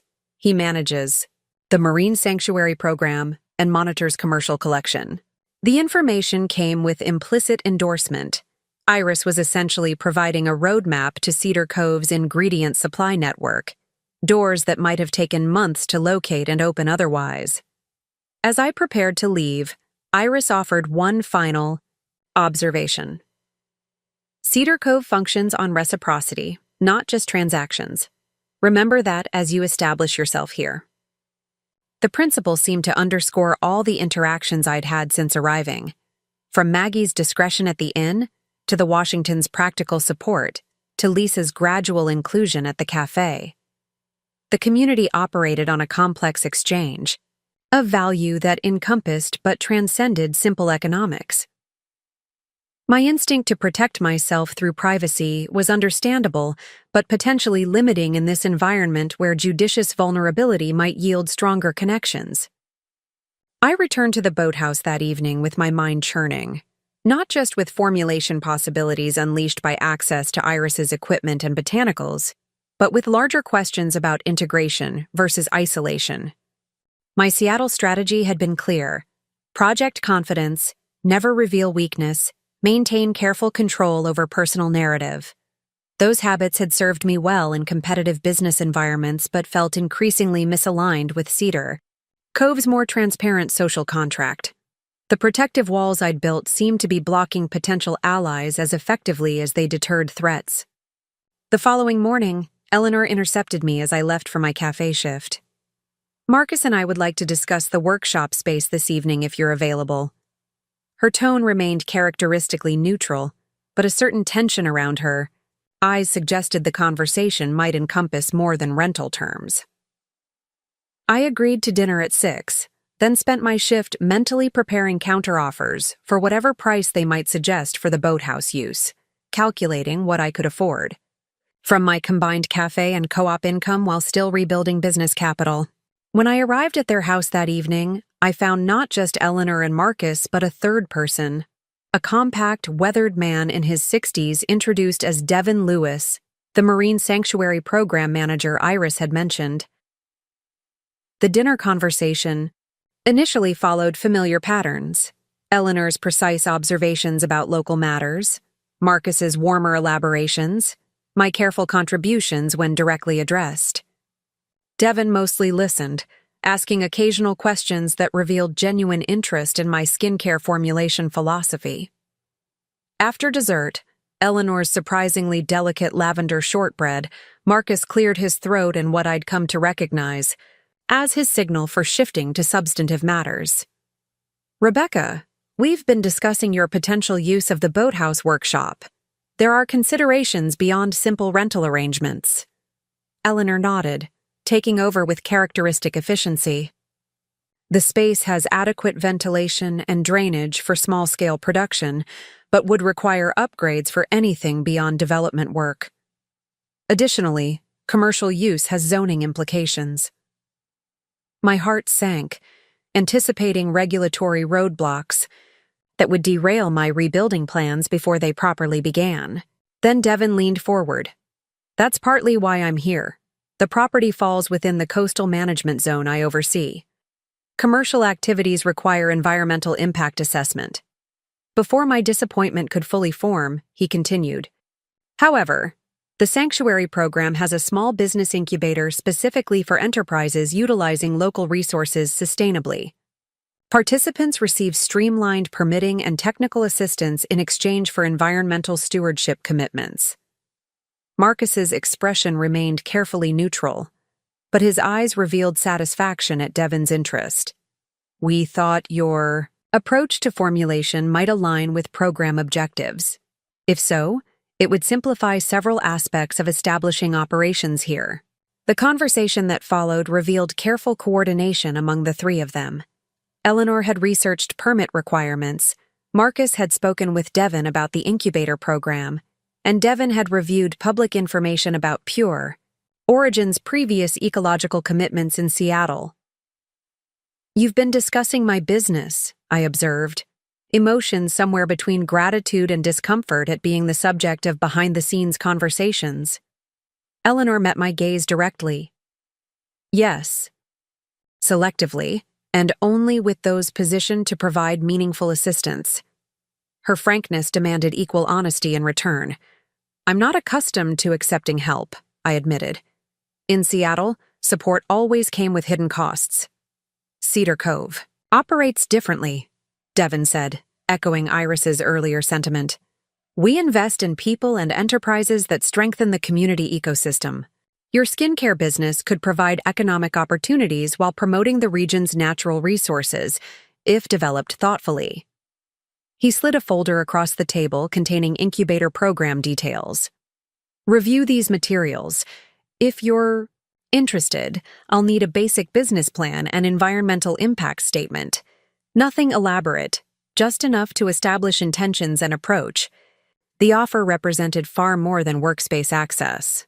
The incubator would provide legal framework for rebuilding Pure Origins, technical support for sustainable harvesting, and implicit community endorsement, resources I couldn't have accessed through financial means alone. The generosity was overwhelming, but came with clear expectations, genuine commitment to Cedar Cove's environmental values, transparent business practices, community reciprocity. Not obligations to any individual, but to the social ecosystem I sought to join. My response came easier than expected. I'd be honored to apply for the incubator program. My business has always prioritized sustainability, but developing formulations, specifically centered on local coastal ecosystems, would allow deeper integration of those values. The words felt simultaneously professional and deeply personal. The first time since arriving in Cedar Cove that I'd spoken about my work without carefully maintained barriers between business and identity. After Devin left, Marcus refilled wine glasses while Eleanor retrieved a simple contract from her office, a month-to-month agreement for the boathouse workshop at a rate significantly below market value for commercial space. Consider it transitional support until you're established, she explained, forestalling my objections. The rate increases incrementally as revenue develops. The structure was elegant in its simplicity, affording me immediate access to necessary space while maintaining appropriate business boundaries and acknowledging the temporary nature of the arrangement. I signed without haggling, another departure from my Seattle business approach. Thank you both for everything. The inadequacy of the phrase hung in the air until Marcus chuckled. You're still cataloging the everything, I imagine. Takes time to recognize the full scope of major life transitions. His perception was unnervingly accurate. Each day in Cedar Cove revealed new dimensions of what I'd left behind and what might be possible ahead, a constantly shifting inventory. of losses and gains that defied simple calculation. Eleanor studied me with unusual openness. You remind me of myself 30 years ago. Different circumstances, but similar essence. Professional woman, accustomed to controlling variables, suddenly navigating unpredictable terrain. The comparison startled me, not just the personal observation from typically reserved Eleanor, but the implied journey from my current uncertainty to her evident self-possession. Does it get easier? I asked, the question emerging more vulnerable than intended. Not easier, she replied after consideration. More authentic. The energy previously devoted to maintaining facades becomes available for actual living. She glanced at Marcus, their decades of partnership evident in the look that passed between them. We've found that sufficient compensation for increased complexity. The conversation shifted to practical matters, workshop key arrangements, utility access, storage considerations. But Eleanor's observation lingered as I walked back to my apartment under a canopy of emerging stars. Authenticity as an alternative to control. The concept challenged fundamental assumptions that had guided my personal and professional development. In Seattle, I'd achieved success precisely by controlling variables: brand messaging, product, quality, professional image, even my marriage presentation. The approach had built Pure Origins into a valuable business, but had ultimately failed to protect what mattered most when Ethan decided to seize control. The following week unfolded. With new purposefulness, mornings at the cafe, afternoons at the co-op, evenings and one precious day off dedicated to establishing my workshop and developing application materials for the Sanctuary Incubator program. Iris's equipment, transported by Marcus's pickup truck and installed with his practical assistance, transformed the empty boathouse into a functional development space. Basic shelving constructed from reclaimed wood provided storage for the botanical samples I'd begun collecting, seaweeds harvested under Devon's guidance, coastal plants identified during walks with a local herbalist Iris had introduced, minerals extracted from clay deposits along specific beaches. Each interaction expanded my understanding of Cedar Cove's interconnected systems. The herbalist who showed me sustainable harvesting techniques purchased her honey from a beekeeper who bought coffee exclusively from Lisa's cafe. The woodworker who helped install shelving traded services with the fisherman who supplied the restaurant that ordered produce from Iris's farm. The economy functioned on relationships as much as currency, a complex web of reciprocity that provided resilience against market fluctuations affecting tourist-dependent businesses. 3 weeks into establishing my workshop, I experienced a breakthrough that crystallized the direction for Pure Origins' rebirth. Experimenting with a seaweed harvested from a specific cove, I discovered that traditional extraction methods failed to capture its most beneficial compounds. On impulse, I adapted a technique mentioned in one of Marcus's books on indigenous coastal traditions, a cold infusion process using locally harvested salt and moonlit timing.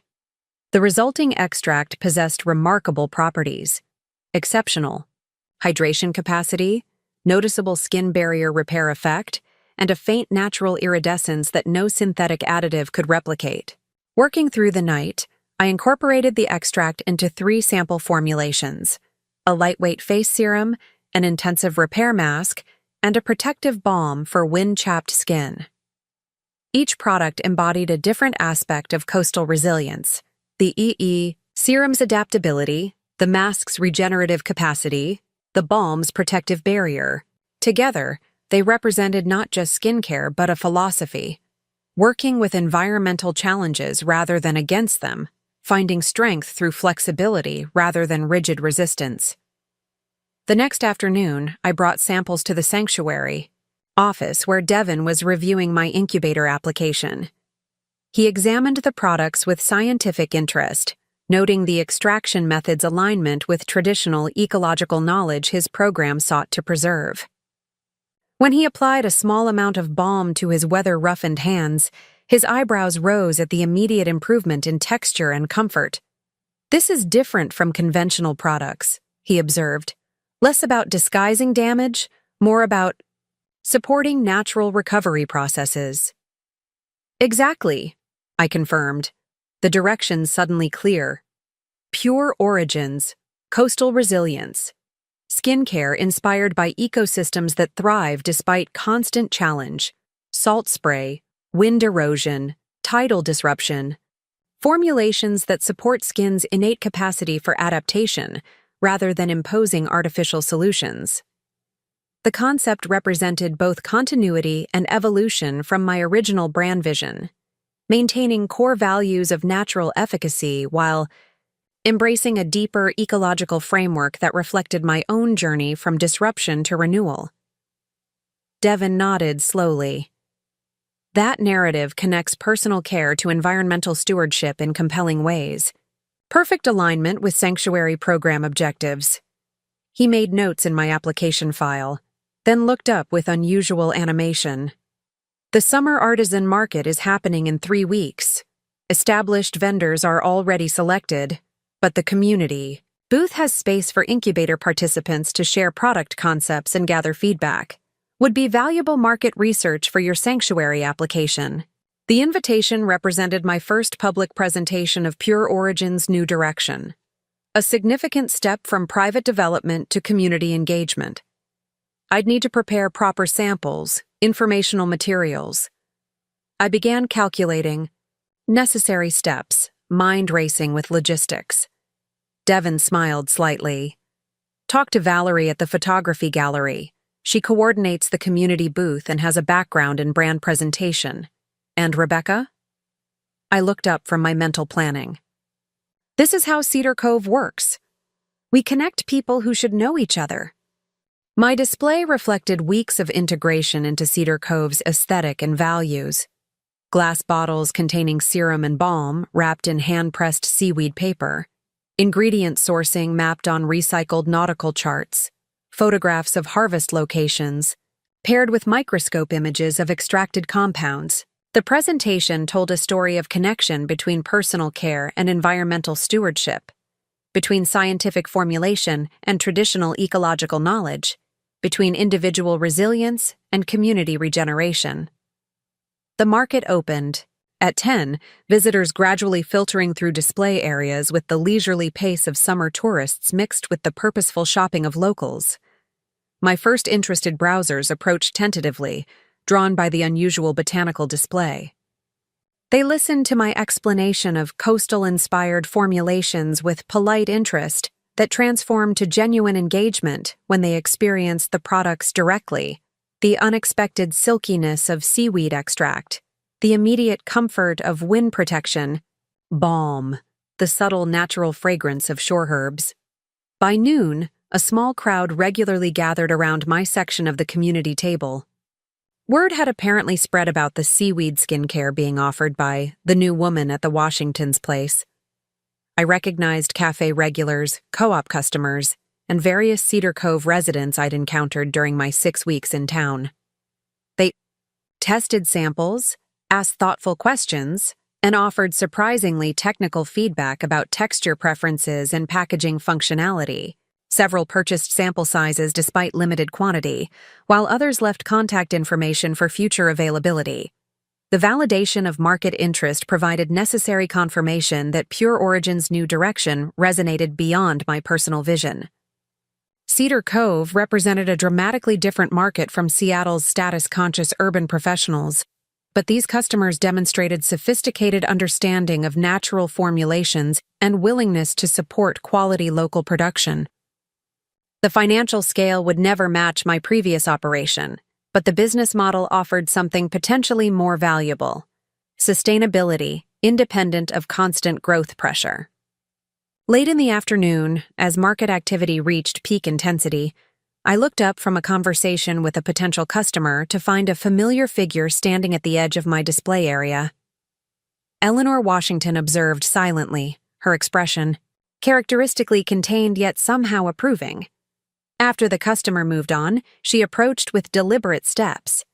"Your presentation reflects thoughtful integration of local elements," she noted, examining the display with professional assessment. "Appropriate restraint in claims, clear value proposition, Well executed. Coming from Eleanor, this constituted effusive praise. Thank you, I replied, grateful for her specific notice of elements that had required careful consideration. The response has been encouraging. She nodded slightly, then surprised me by extending her palm, where a business card rested, not her own, but one bearing the logo of a regional business publication. Catherine Monroe, editor of Northwest Entrepreneur Quarterly, staying with us this weekend. Has interest in regenerative business models. I've mentioned your work. She placed the card on my display table. Call tomorrow if you wish to discuss feature possibilities. Before I could properly process this unexpected development, Eleanor continued with characteristic precision. You've found your footing here more rapidly than anticipated. The workshop arrangement is functioning well. Devin reports your incubator application shows promise. These are positive indicators. She paused, studying me with unusual directness. Cedar Cove can be more than temporary refuge. Some find it suitable for long-term growth, personal and professional. The observation addressed questions I'd barely articulated to myself, whether Cedar Cove represented transitional shelter or potential home, whether pure origins, coastal resilience constituted a placeholder until legal matters resolved, or a legitimate new direction deserving full commitment. Eleanor wasn't offering answers but acknowledging the crossroads with characteristic perception. I'm beginning to consider that possibility, I admitted, the statement feeling like significant disclosure despite its simplicity. She nodded once. Message delivered. Dinner Tuesday, 7 o'clock. Catherine will join us. With that, she departed, moving through the market with dignified purpose, stopping occasionally at other artisans' displays with brief but focused attention. I watched her progress, understanding that her visit to my booth represented more than casual interest. It constituted public acknowledgement of connection, a signal to the community regarding my status within Cedar Cove's social ecosystem. As the market concluded and vendors began dismantling displays, I found myself surrounded by evidence of unexpected belonging. Empty sample containers indicating customer interest, a list of contact information from people requesting product, availability, business cards from local shop owners inquiring about future wholesale possibilities. Most significantly, conversations throughout the day had gradually shifted from "Where are you from?" to "What are you creating here?" The subtle, but crucial transition from outsider to community participant. That evening, sitting on my apartment deck watching sunset paint the bay in impossible colors, I reviewed the day's events with a sense of quiet wonder. 6 weeks earlier, I'd arrived in Cedar Cove with nothing but emergency cash, formulation, notebooks, and bone-deep exhaustion from betrayal. The woman who had fled Seattle in crisis bore increasingly little resemblance to the person now contemplating regional business features and incubator program participation. The transformation wasn't complete. Legal proceedings continued in absentia, emotional processing remained ongoing, professional identity still evolved, but foundations had undeniably formed for whatever came next. My phone chimed with a text from an unknown number. Impressive display today. The seaweed extract especially notable. Would like to discuss potential collaboration when you're ready. Iris.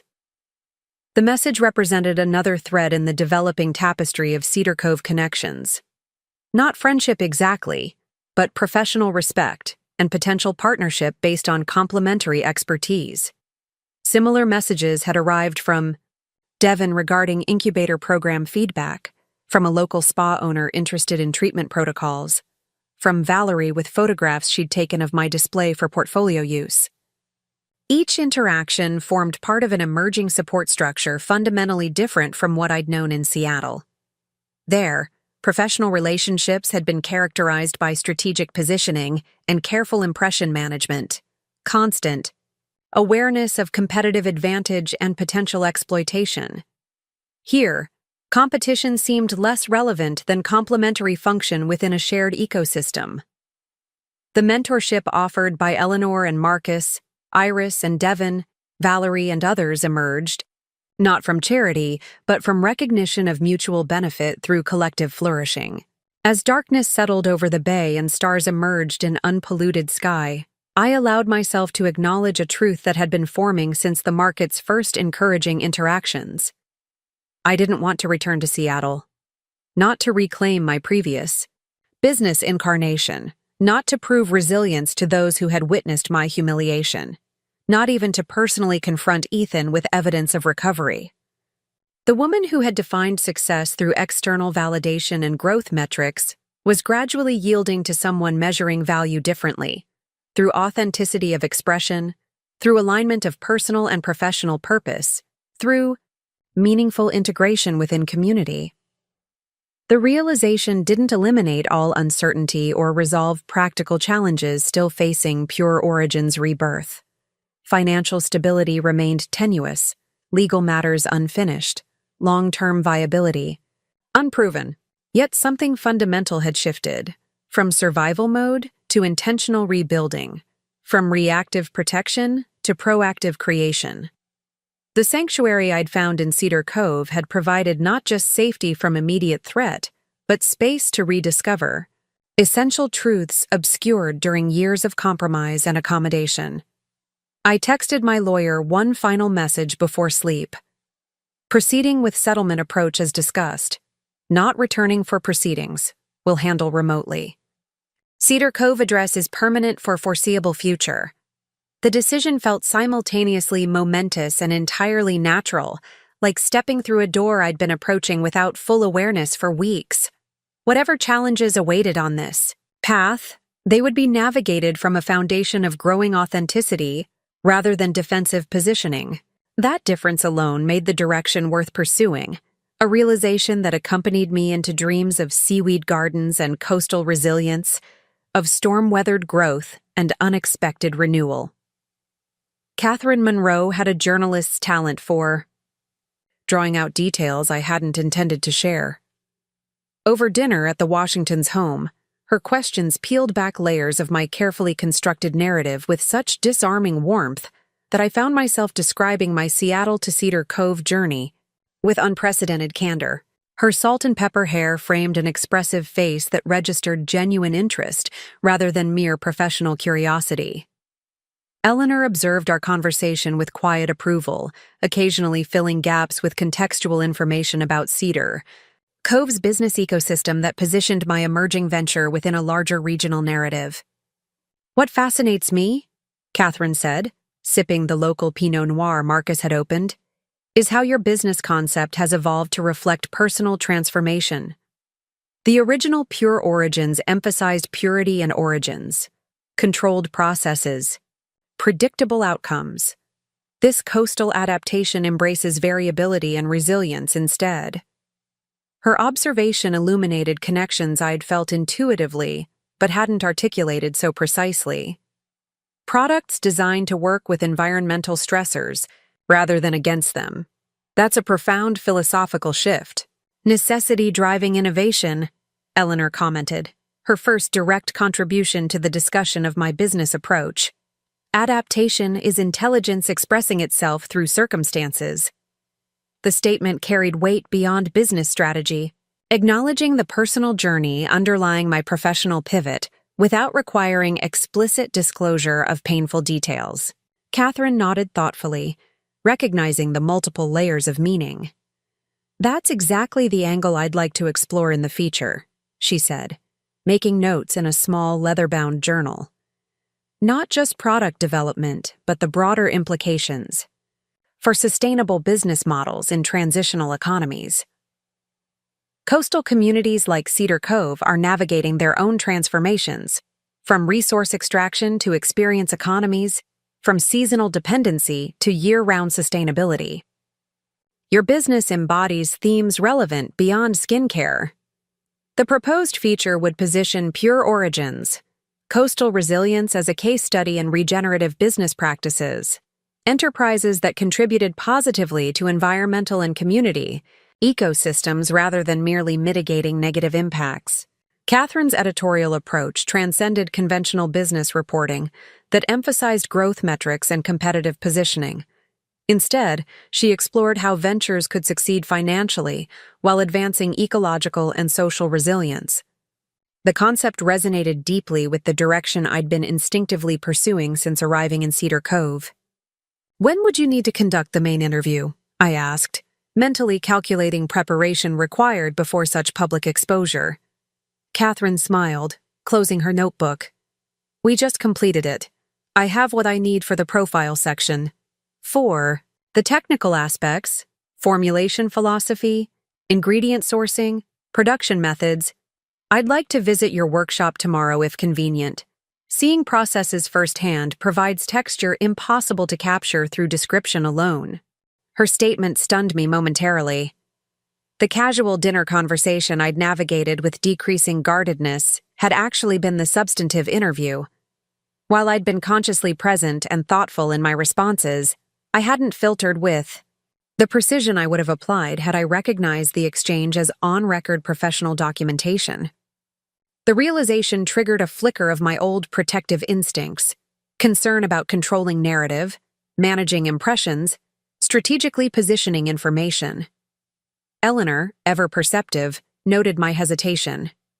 "Catherine's approach prioritizes authenticity," she observed calmly. "Calculated responses rarely capture essential truths." Her implication was clear. The interview format had deliberately bypassed my professional armor to access more genuine insights. Rather than feeling manipulated, I found myself strangely relieved. The woman I was becoming in Cedar Cove had less need for carefully constructed presentations than the executive I'd been in Seattle. "The workshop isn't particularly photogenic yet," I warned Catherine, surrendering to the process. "We're still in development phase rather than production." She waved away my concern.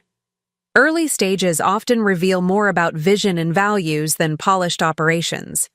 Readers connect with authentic creation stories, the messy, real processes behind finished products." Her perspective aligned with what I'd been learning from Cedar Cove's artisan community. Transparency about process created deeper connection than perfected presentation.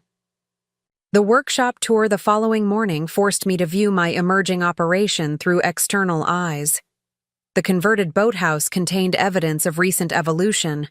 Iris's donated equipment now supplemented with vintage glassware found at estate sales, raw ingredient samples organized on reclaimed shelves, formulation notebooks open beside a microscope purchased secondhand from a retiring biology teacher. The space lacked the gleaming stainless steel and precise organization of my Seattle lab, but possessed character that reflected integrated purpose rather than standardized production. Catherine photographed elements that would never have featured in my previous marketing materials: the stone collection basin filled with seawater for mineral extraction, the handwritten formulation adjustments noting weather conditions during harvesting, the recycled containers used for test batches. She asked thoughtful questions about extraction methodologies, preservation systems, and quality control processes. Unlike many business journalists I'd encountered in Seattle, she demonstrated genuine understanding of technical details while connecting them to broader philosophical implications. "Your approach embodies principles we're seeing across multiple sectors," she noted, examining a tray of seaweed samples at different processing stages.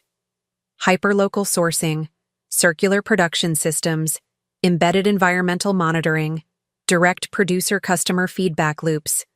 The scale is intentionally limited, but the impact potentially significant through demonstration effects." Her analysis identified patterns I'd been implementing intuitively, connecting my isolated decisions to emerging economic frameworks focused on regeneration rather than extraction. The feature article would be published in Northwest Entrepreneur, Quarterly's fall issue, providing approximately 2 months to advance from development to initial production. The timeline created healthy pressure to solidify formulations, finalize packaging, establish pricing structures, and create sales channels, transforming Pure Origins, coastal resilience from concept to viable enterprise.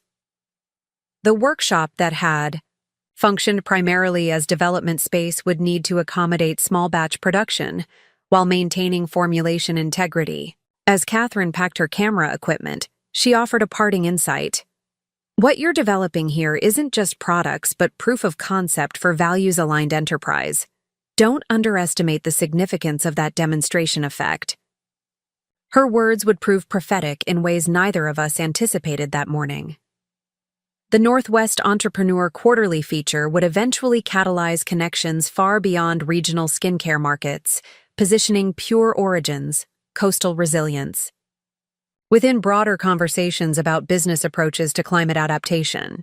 The weeks following Catherine's visit unfolded with intensified purpose. My cafe hours decreased as Alan offered additional responsibility at the co-op.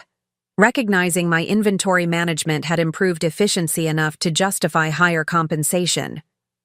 The arrangement provided more time for product development while maintaining income stability and community connection. Lisa arranged schedule adjustments with characteristic blend of grumbling and support. Losing my best barista to seaweed is ridiculous, but I respect the hustle. Keep the morning rush shift. Your regulars would revolt if someone else made their cappuccinos. Devon's Marine Sanctuary Incubator Program officially accepted Pure Origins, coastal resilience, providing streamlined permitting for ingredient, harvesting and technical assistance with environmental impact monitoring. The program connection established credibility with regional sustainability networks and offered potential collaboration with research institutions studying coastal adaptation strategies. Most immediately, it provided access to specialized equipment for analyzing seaweed extract properties, verification that lent scientific legitimacy to traditional harvesting knowledge. Iris proposed a structured supply relationship, offering dedicated cultivation areas for specific botanical ingredients in exchange for formulation consultation on her contemplated herbal salve line. The arrangement epitomized Cedar Cove's collaborative, economic approach, mutually beneficial specialization rather than competitive duplication. Our complementary expertise created partnership opportunities neither could pursue independently, her cultivation knowledge enhancing my formulation capabilities, my product development experience advancing her therapeutic applications. Consequentially, Marcus introduced me to Raymond Chen, no relation to Iris, a retired packaging engineer whose second career created custom containers from reclaimed materials. In his workshop filled with salvaged glass, sustainable woods, and experimental bioplastics, he showed prototype containers that aligned perfectly with Pure Origin's philosophical approach. Beach plastic transformed into dispensers, driftwood carved into jar lids, sea glass incorporated into bottle designs. Packaging should tell the same story as the product it contains, Raymond explained, demonstrating how each piece connected to Cedar Cove's coastal environment. The container designs resolved a significant challenge, creating distinctive packaging that communicated brand values without requiring environmentally problematic materials or prohibitive minimum orders. Raymond's small batch, locally produced approach allowed gradual scaling aligned with business growth, rather than forced expansion to meet conventional manufacturing requirements. The resulting containers would cost more per unit than mass-produced alternatives but embodied the brand's commitment to integrated sustainability. Through these evolving partnerships, Pure Origins, coastal resilience took tangible form beyond concept and sample formulations. Each relationship extended my integration into Cedar Cove's business ecosystem, creating reciprocal connections that transcended transactional arrangements. The enterprise emerging from these collaborations differed fundamentally from my Seattle operation, less focused on rapid scaling, more attentive to relational integrity and environmental embeddedness. Success metrics shifted accordingly, prioritizing sustainable profitability, ecosystem contribution, and stakeholder well-being over market dominance or investor returns. 6 weeks after Catherine's visit, with production systems established and initial inventory created, Pure Origins, coastal resilience launched formal operations. The debut occurred not through conventional marketing campaigns, but via Cedar Cove's interconnected social fabric. The co-op featured products on consignment, with in-store sampling events, Valerie's Gallery incorporated skin-friendly hand balm into the complimentary refreshment station, where visitors enjoyed local beverages while viewing exhibitions. The Tidal Basin Cafe offered testers in restrooms with information cards explaining the local ingredient sourcing. Word spread through authentic channels, personal recommendations, direct experience, community pride, and locally produced quality. Initial sales exceeded modest projections, with particular interest in the signature Tidal Recovery Serum, featuring the specialized seaweed extract. Customers responded to both product efficacy and the integrated story behind the formulations. Coastal. Ingredients harvested with sanctuary program oversight. Traditional extraction methods validated by modern analysis. Packaging created from materials reclaimed from the very beaches where ingredients were sourced. The workshop expanded operations gradually, maintaining development capabilities alongside small batch production. I hired my first employee, Kyle from the cafe, recently returned from his first semester at college with newfound interest in sustainable business practices. His part-time role managing inventory and basic production steps freed my focus for formulation refinement and business development. The arrangement reflected Cedar Cove's intergenerational knowledge transfer approach, creating meaningful employment. That complemented rather than competed with educational pursuits. As production routines stabilized and local distribution expanded to regional specialty retailers, my Seattle past resurfaced through a detailed settlement proposal from Ethan's attorneys. The terms reflected my lawyer's skillful negotiation, substantial financial compensation for surrendering the original Pure Origins trademark, and formulations, non-compete provisions limited to specific metropolitan markets, mutual non-disparagement, agreements protecting both parties' professional reputations. The document represented rational conflict resolution, translating emotional betrayal into pragmatic business dissolution. I reviewed the agreement on my apartment deck, watching fishing boats return to harbor with the day's catch. The settlement would provide significant capital for expanding production capabilities and developing additional product lines. It would legally sever remaining connections to Ethan and the business version we had influenced together. It would close the chapter that had begun at that Seattle pitch competition years earlier, acknowledging both what had been built and what had been broken beyond repair. Financial terms are favorable, my lawyer noted during our phone consultation. Original Pure Origins retained market value despite recent disruptions. Ethan's team recognizes potential legal complications from the Prenup clause activation. They're motivated to resolve quickly and cleanly. She hesitated before adding, "There's one unusual provision they've requested, a final in-person meeting. Between principals before signing. Ethan is insisting on direct conversation to achieve proper closure." The request triggered immediate wariness. Ethan had always excelled at direct persuasion. His professional success built on personal charm, deployed with tactical precision. Any face-to-face interaction created vulnerability to manipulation techniques that had proven effective during our relationship. "That's unnecessary," I responded firmly. "The legal framework provides adequate resolution without personal engagement." My lawyer agreed to reject the meeting request while proceeding with settlement finalization. The next morning, a text arrived from an unfamiliar Seattle number. "Rebecca, it's Ethan. Got your number from Zoe. We need to talk before finalizing everything. I'm flying to Portland Friday. We'll drive to Cedar Cove afterward. This deserves direct conversation rather than lawyer intermediaries.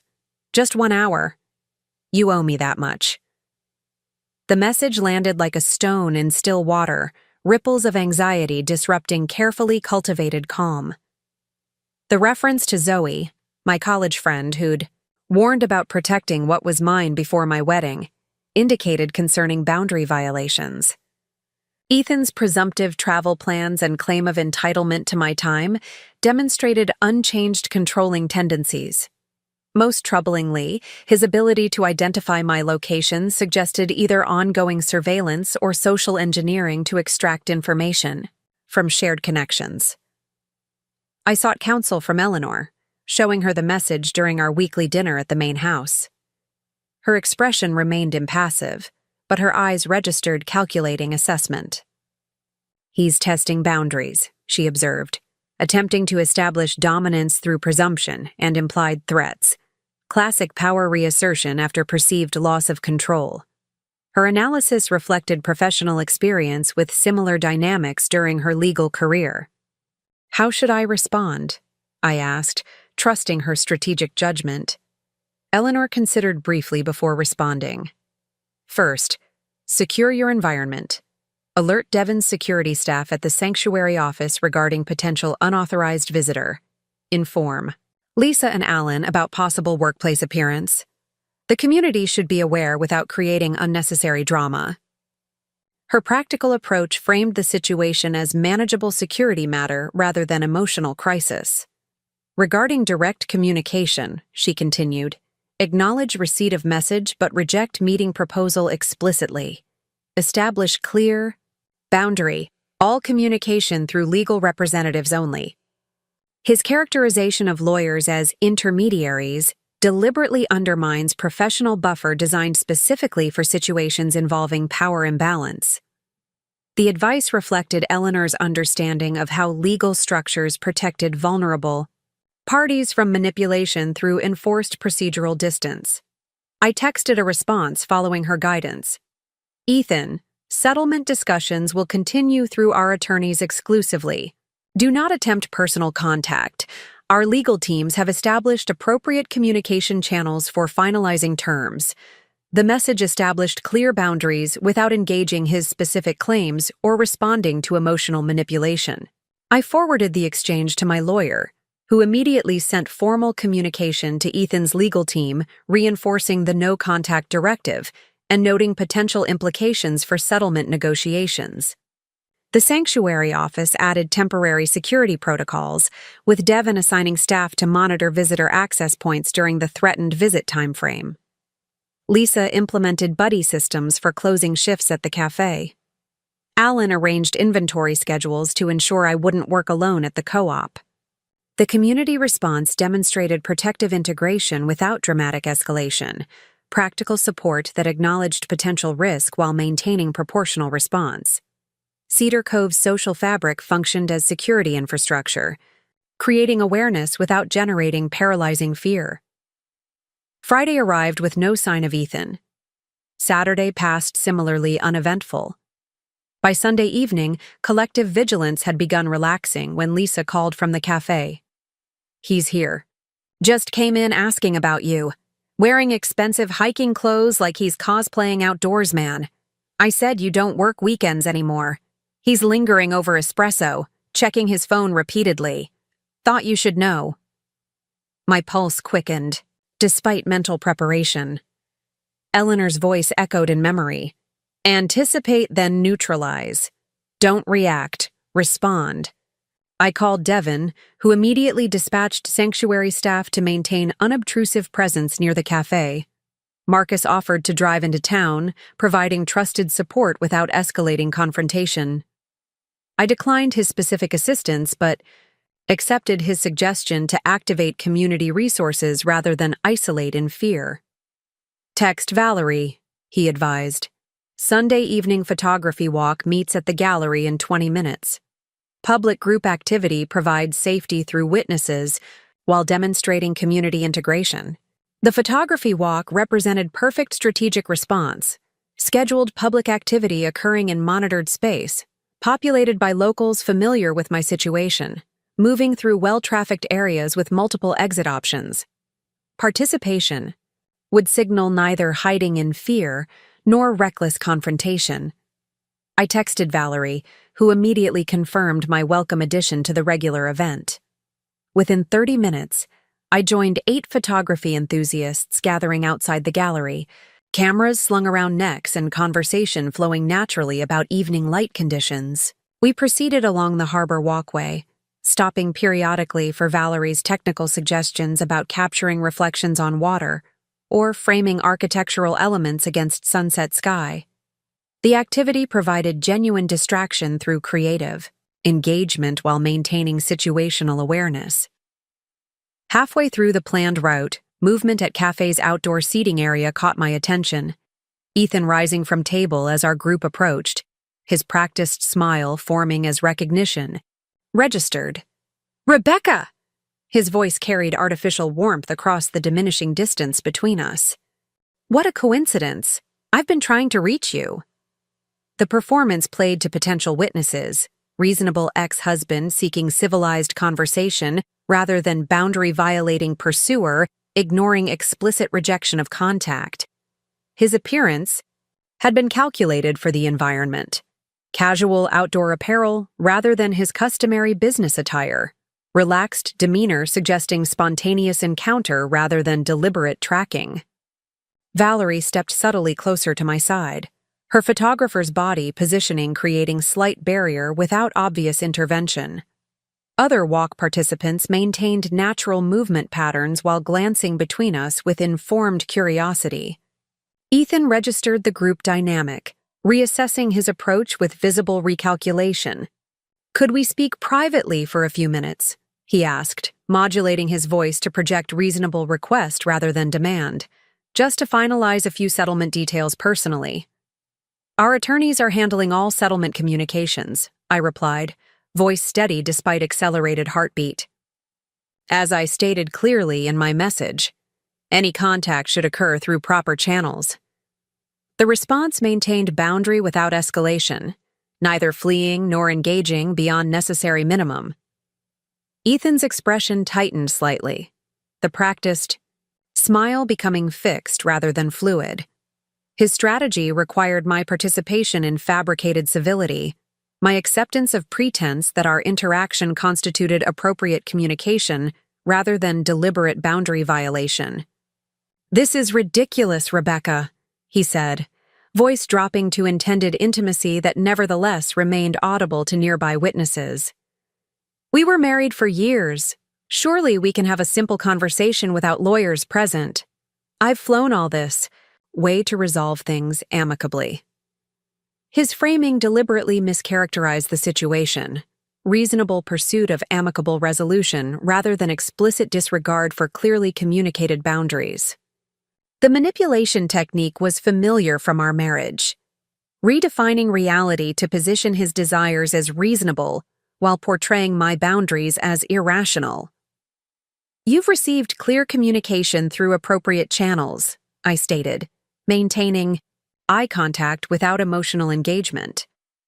"This conversation is finished. Please respect the process our legal representatives have established." I turned to Valerie, indicating readiness to continue the photography walk. She nodded, addressing the group with professional composure.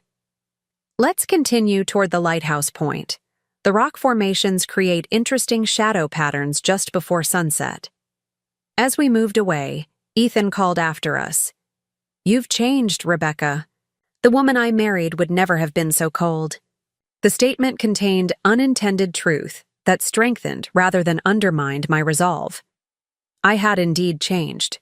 Developed boundaries his controlling behavior had gradually eroded during our relationship. Reclaimed agency his manipulation had systematically undermined established identity independent of his approval or validation. The transformation he identified as negative divergence represented essential positive evolution. The photography walk continued without further incident, conversation gradually returning to technical aspects of sunset capture. Several participants positioned themselves unobtrusively between me and the cafe's direction without explicit coordination. Intuitive formation providing protection through collective presence. When the group dispersed near the gallery, Valerie and two others accompanied me to my car, maintaining casual conversation about upcoming exhibits while ensuring safe departure. "You handled that perfectly," Valerie commented as I prepared to drive home. Calm, clear, brief. Exactly the right approach with boundary violators. Her matter-of-fact assessment normalized the experience, treating Ethan's appearance as manageable security situation rather than relationship drama. "Text when you're safely home. I'll alert Devin that our visitor has been sighted in town." The exchange reflected Cedar Cove's integrated support system, practical assistance without excessive emotional processing. Driving the coastal road toward the Washington's property, I experienced surprising emotional clarity rather than anticipated distress. The brief encounter had confirmed complete dissonance between Ethan's reality construction and my lived experience. His continued expectation of compliance with his preferences despite explicit boundary setting. His assumption that physical presence would override clearly communicated limits. His belief that emotional manipulation would supersede logical consequences. The interaction revealed not just unchanged controlling behavior, but fundamental failure to recognize my transformation. Eleanor waited on her porch despite the evening chill, Marcus visible through windows preparing tea inside. I provided brief, factual account of the encounter, describing Ethan's approach and my response without embellishment or interpretation. Eleanor listened attentively, asking clarifying questions about specific language and behavioral cues. Her analytical approach helped maintain objective perspective rather than emotional reaction, framing the incident as information rather than trauma. "You successfully disrupted his script," she observed when I finished reporting. "His strategy required your participation in pretense of reasonable interaction. By maintaining boundary without escalation, you denied necessary engagement for manipulation effectiveness." Her assessment validated my instinctive response while identifying strategic implications. He'll likely attempt revised approach rather than immediately abandoning objective. Continued community awareness remains advisable. Eleanor's prediction proved accurate the following morning when Alan called from the co-op. "Your ex is here shopping, examining Pure Origin's display with exaggerated interest, clearly waiting for you to arrive for shift."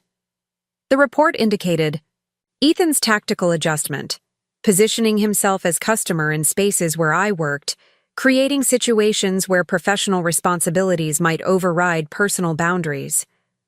The approach exploited dual roles I occupied in Cedar Cove's business community, potentially forcing engagement through workplace obligations. "I'll cover your shift," Alan continued, anticipating my concern. "Stock verification can wait until tomorrow. Stay away from town today." His practical solution reflected Cedar Cove's adaptive support without dramatic disruption, minor schedule adjustments maintaining business operations while creating protective distance. Similar messages arrived from Lisa regarding cafe shifts and Devin about scheduled sanctuary office meetings, each proposing reasonable accommodations without excessive reaction. The community response demonstrated remarkable balance, taking the situation seriously without escalating beyond appropriate proportion. By mid-afternoon, reports indicated Ethan had visited multiple Cedar Cove establishments featuring Pure Origin's products: the gallery, the cafe, the co-op, 2 boutiques carrying the line. At each location, he engaged proprietors in conversation about the brand, sometimes identifying himself as my husband, other times presenting as interested industry professional. The pattern suggested methodical information gathering rather than emotional pursuit, professional assessment rather than personal reconciliation attempt. The behavior shift triggered reassessment of his objectives.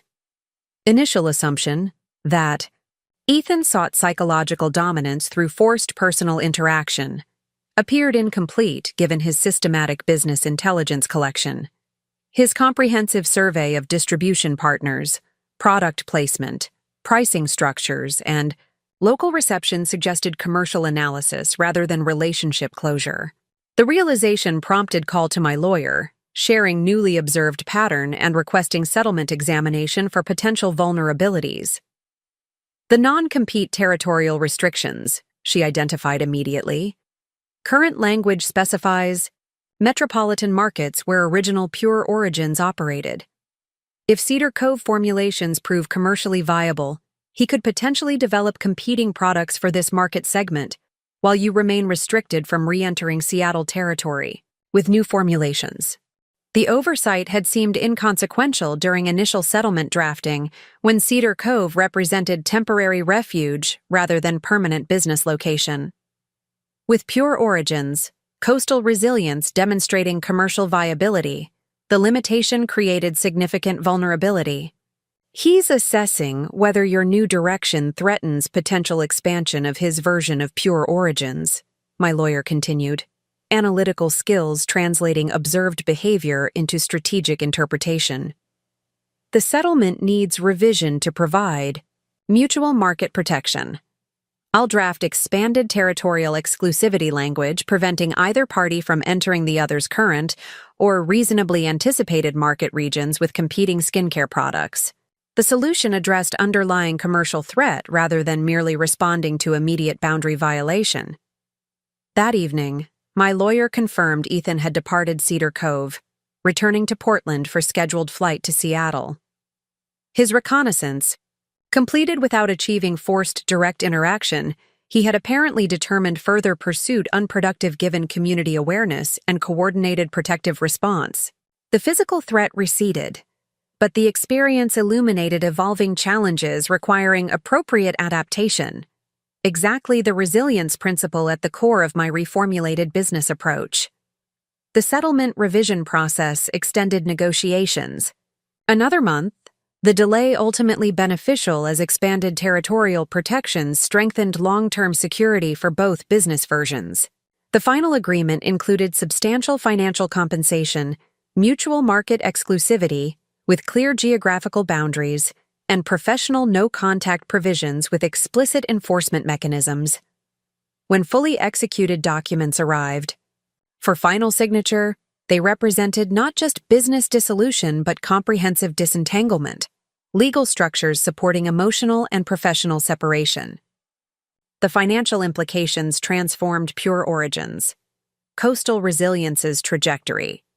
Settlement funds provided capital for expanded production capacity, additional formulation equipment, and marketing development beyond Cedar Cove's immediate region.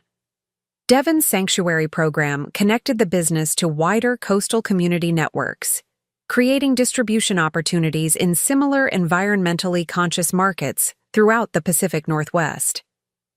Catherine's feature article, published as Negotiations Concluded, positioned the brand within emerging regenerative business conversations, attracting attention from specialty retailers aligned with sustainability values. Expansion necessitated graduation from boathouse workshop to dedicated production facility, a converted fishing warehouse at the harbor's edge with appropriate zoning for light manufacturing. The space accommodated small batch production while maintaining formulation laboratory and ingredient processing areas, allowing controlled growth without compromising quality standards. Kyle transitioned from part-time assistant to full-time production manager, his business program studies complementing practical experience in sustainable manufacturing processes. 2 additional employees joined the operation, a local herbalist managing ingredient sourcing, and a recent college graduate coordinating distribution logistics. The business structure that emerged reflected Cedar Cove's collaborative economic model rather than conventional corporate hierarchy. Decision-making incorporated input from both employees and supply partners through quarterly planning sessions addressing seasonal harvesting variations, production capabilities, and market developments. Profit-sharing mechanisms distributed, gains proportionally among contributors to the enterprise ecosystem. Growth planning prioritized sustainable prosperity over maximization strategies, focusing on appropriate scaling aligned with environmental capacity and community benefit. 10 months after arriving in Cedar Cove with nothing but emergency cash and formulation notebooks, I stood on the deck of my newly purchased cottage overlooking the bay, watching autumn storm clouds gather over the horizon. The property, a modest but sturdy structure with attached studio space, represented not just financial recovery but genuine belonging. The settlement funds had facilitated purchase without depleting business capital, creating separation between personal security and enterprise development that my Seattle life had gradually eroded. The woman who had fled Seattle in crisis had undergone transformation as profound as the business she'd rebuilt. Professional identity had shifted from growth-oriented entrepreneur to regenerative enterprise steward. Social integration had evolved from strategic networking to authentic community membership. Personal boundaries had developed from reactive protection to proactive definition. Even physical appearance had changed. Designer wardrobe replaced by practical coastal attire. High-maintenance styling yielded to weather-appropriate simplicity. Tensed vigilance relaxed into grounded presence. Eleanor and Marcus joined me on the deck, bringing housewarming gifts reflecting their practical character. A weather station for monitoring atmospheric conditions affecting harvesting timing, regional field guides for coastal plant identification, a vintage barometer whose brass fittings complemented the cottage's existing hardware. Their presence represented not just neighborly connection, but meaningful mentorship that had guided transition from emergency survival to purposeful rebuilding. The relationship had gradually evolved from landlord-tenant formality to intergenerational, knowledge transfer to emerging friendship. "Proper anchoring," Marcus commented, surveying the property with evident approval. A business requires geographical rootedness for sustainable operation. Mobile enterprises struggle to maintain genuine ecological integration. His observation applied equally to business foundations and personal grounding, both requiring stable connection to place for authentic development rather than superficial adaptation. The cottage purchase represented commitment to Cedar Cove as home rather than temporary refuge, acceptance of the community as chosen rather than circumstantial belonging. The settlement implementation appears satisfactory, Eleanor noted. Architectural. Precision framing personal assessment. Clean disentanglement with appropriate protections against future entanglements. Financial compensation without lingering obligations. Territorial boundaries with mutual enforcement mechanisms. Her summary addressed not just legal resolution but comprehensive liberation, frameworks establishing independence at multiple levels. The settlement had translated messy emotional betrayal into structured separation, converting relationship dissolution into business transaction with clearly defined parameters. As they departed, leaving me to continue unpacking in my new home, Eleanor paused at the doorway with uncharacteristic hesitation. "Transformation isn't linear," she observed, rare personal insight offered without specific prompting. "There will be unexpected recurrences of former patterns requiring renewed attention. The work continues beyond initial reconstruction." The comment acknowledged ongoing nature of recovery, not single triumphant moment, but continuous process requiring sustained awareness and intentional development. That evening, I stood in the cottage's small kitchen unpacking dishes when my phone chimed with text notification. The number displayed belonged to my Seattle lawyer. "Final confirmation. Settlement funds transferred to your account today. All documentation properly filed. Matter officially closed." The message represented formal conclusion to legal proceedings that had structured the past year's transition, from charity gala confrontation to Cedar Cove reinvention to comprehensive resolution. I stepped onto the cottage's deck, breathing salt air tinged with approaching rain. Fishing boats returned to harbor ahead of the coming storm, their navigation lights creating moving constellations against darkening sky. The scene embodied the resilience principles I'd incorporated into both business reformulation and personal reconstruction. Recognition of approaching challenges, appropriate preparation without exaggerated fear, calculated risk balanced with protective measures, adaptability sustained through community connection. The woman who had once defined success through external validation and material acquisition now measured value differently, through alignment of personal and professional purpose, through meaningful integration within community ecosystem, through capacity to navigate disruption without fundamental damage to essential self. The transformation hadn't erased vulnerability or eliminated future challenges, but had developed internal and external resources for meeting difficulties with grounded response rather than reactive fear. Storm clouds continued gathering offshore, their dramatic formations illuminated by setting sun. The approaching weather system represented neither threat nor inconvenience, but natural cycle requiring appropriate preparation and realistic respect.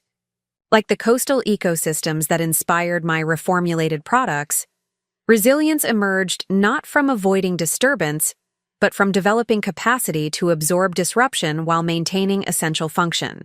The understanding applied equally to personal recovery, business development, and community sustainability, interconnected systems sharing fundamental principles of adaptive integrity. I raised imaginary glass toward the advancing storm clouds. Silent toast acknowledging journey from that wine-splashed charity gala to this moment of grounded presence. The Prenup activation code texted from a ladies' room stall had indeed changed everything. Not through financial protection alone, but through catalyst effect that forced fundamental reassessment of what truly constituted value, success, security, and belonging. The transformation continued beyond this moment of apparent completion, an ongoing process of discovery rather than fixed destination. Exactly as Eleanor had observed with characteristic perception. Rain began falling as twilight deepened into evening darkness.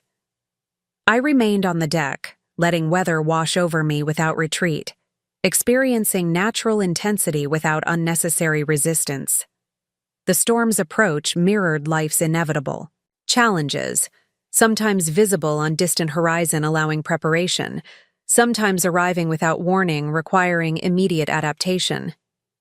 Either circumstance could be navigated with the resilience I'd cultivated through this year of reconstruction, capacity to bend without breaking, to absorb disruption without losing essential integrity, to emerge from difficulty with deeper awareness rather than diminished capability. The Prenup activation code had indeed changed everything, but not in ways Ethan could possibly have anticipated when dismissing the clause as boilerplate, requiring only casual acknowledgement. The protection mechanism designed for worst-case scenario had ultimately facilitated best possible outcome, not just preserving assets, but catalyzing reconstruction of identity, purpose, and belonging. The journey from wine-stained humiliation to coastal regeneration had transformed disaster into opportunity, betrayal into liberation, ending into beginning. Whatever storms approached on future horizons would be met with hard-earned resilience, grounded presence, and the quiet certainty that adaptation represented not defeat, but intelligence expressing itself through changed circumstances. 2 years. To the day since the wine-throwing incident at the Barrett Foundation Gala, I stood behind a sleek counter in my flagship store in downtown Cedar Cove, wrapping a gift set of coastal resilience products for a customer who had driven 3 hours from Portland specifically to visit. The woman, a corporate attorney with immaculately manicured hands, examined the Tidal Recovery Serum with professional scrutiny. "I read about your company in that business quarterly," she said, watching me arrange products in recycled paper. The resilience concept resonated with me. 20 years in corporate law teaches you about weathering storms. Her knowing smile suggested familiarity with professional turbulence. I nodded, recognizing the unspoken understanding between women who had navigated challenging environments. "The storm metaphor isn't just marketing," I replied, securing the package with twine made from invasive beach grass harvested through the sanctuary program. Every ingredient is selected for properties developed through environmental adaptation. Plants that thrive despite harsh conditions produce compounds with exceptional protective qualities.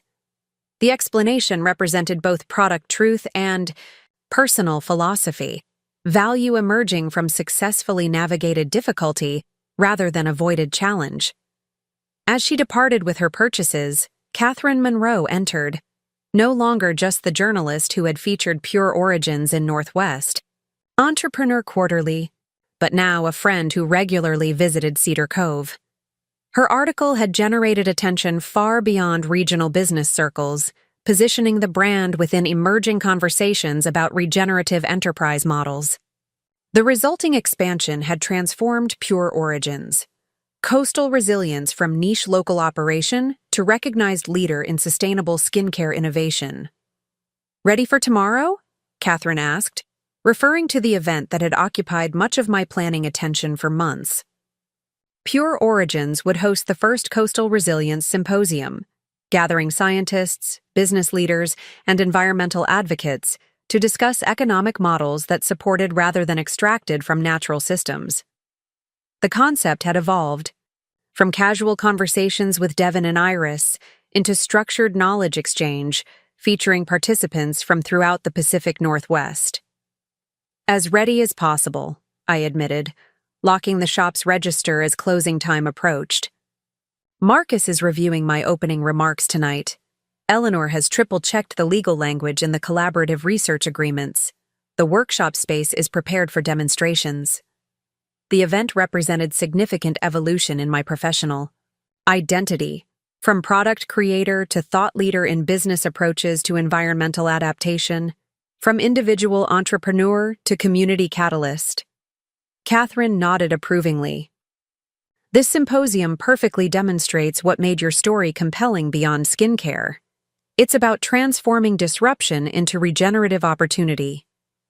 Her journalistic instinct had identified the universal elements in my particular journey, connecting personal resilience to broader economic and ecological adaptation principles.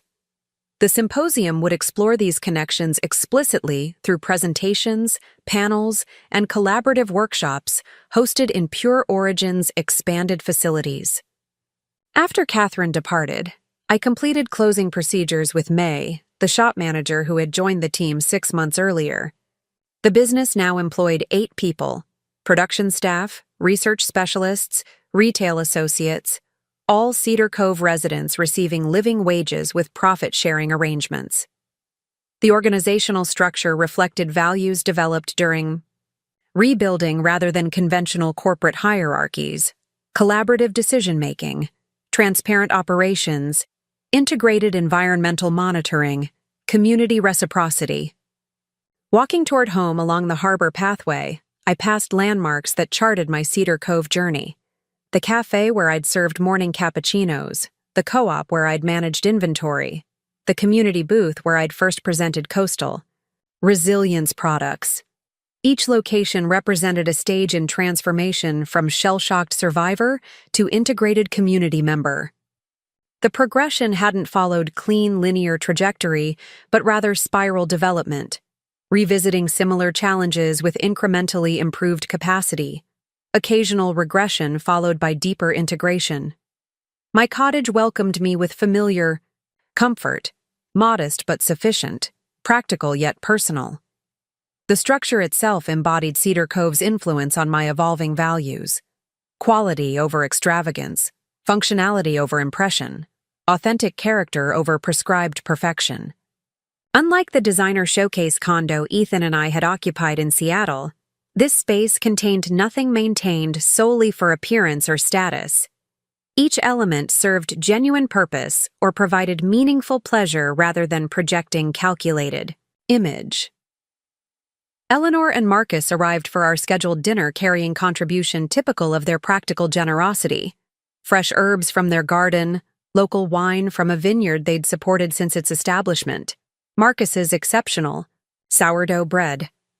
Our relationship had evolved from landlords and tenant, to mentors and protege, to genuine friendship marked by mutual respect.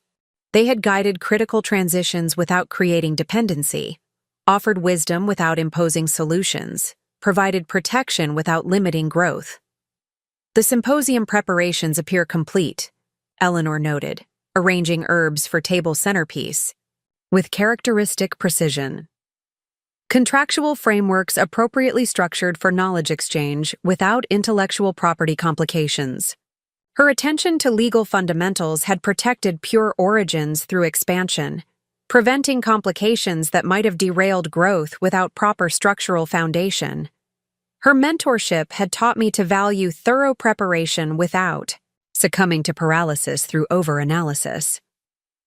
The presentation flow works well, Marcus added, uncorking wine with practiced ease. Opening with personal journey provides context for larger principles, then transitioning to practical applications through case studies. Effective knowledge transfer structure. His guidance had helped develop my public speaking capacity from nervous product demonstrations to confident thought leadership. The symposium represented significant expansion of comfort boundaries, from individual entrepreneur to convener of collective wisdom. Dinner conversation flowed comfortably between symposium logistics, business developments, and community matters. The relationship had balanced over time, initially weighted toward their guidance of my rebuilding, gradually equalizing as my contributions to Cedar Cove increased through business establishment, evolving toward reciprocal exchange between peers with complementary expertise. The transition reflected healthy mentorship progression, protective support, yielding to collaborative engagement as capacity developed. "We received interesting correspondence today," Eleanor mentioned as we cleared dinner dishes. Her tone maintained neutralness that nevertheless conveyed significance. Seattle Business Publication requested interview regarding Pure Origins, expansion success and regenerative model implementation. Specifically mentioned interest in origin story involving prenuptial agreement protection mechanism activation. The comment landed with surprising emotional neutrality. 2 years earlier, such direct reference to the wine-throwing incident would have triggered immediate stress response, accelerated heartbeat, constricted breathing, hypervigilance. The reaction's absence demonstrated genuine recovery rather than mere adaptation, transformation at physiological level rather than simply behavioral management. The event that had catalyzed my Cedar Cove journey now registered as historical fact rather than active wound. Interesting timing with the symposium, I observed, considering implications while washing dishes alongside Marcus. The Prenup story provides compelling narrative hook, but risks reducing complex business philosophy to dramatic personal anecdote. The concern reflected evolved professional identity, emphasis on regenerative principles rather than individual experience, focus on methodology rather than personality. Pure Origins had developed beyond recovery story into substantive implementation of sustainable enterprise model. All profound innovations contain personal dimensions, Marcus noted. Drying plates with methodical thoroughness. Pretending otherwise creates artificial separation between business operations and human experience. Integration represents authenticity rather than inappropriate disclosure. His perspective highlighted false dichotomy between professional principles and personal motivation. Arbitrary boundary maintained through corporate convention rather than functional necessity. Eleanor nodded agreement. The prenuptial mechanism enabled reconstruction by providing essential safety. That factual connection illuminates how formal protections facilitate innovation through risk mitigation. Her framing positioned the wine-throwing incident and subsequent legal activation within broader context of structural supports necessary for vulnerable transitions. The perspective transformed potentially sensationalistic element into substantive educational opportunity. The discussion continued on my cottage deck, where we watched moonlight illuminate incoming tide, rhythmic advance and retreat, demonstrating natural cycles of renewal. The conversation explored potential approaches to interview request, frameworks, for discussing personal catalyst within professional context, methods for highlighting systemic implications without overemphasizing individual drama, strategies for maintaining privacy boundaries while acknowledging transformation journey. The decision remains entirely yours, Eleanor emphasized as they prepared to depart. Disclosure boundaries are personal sovereignty, expressions requiring neither justification nor explanation.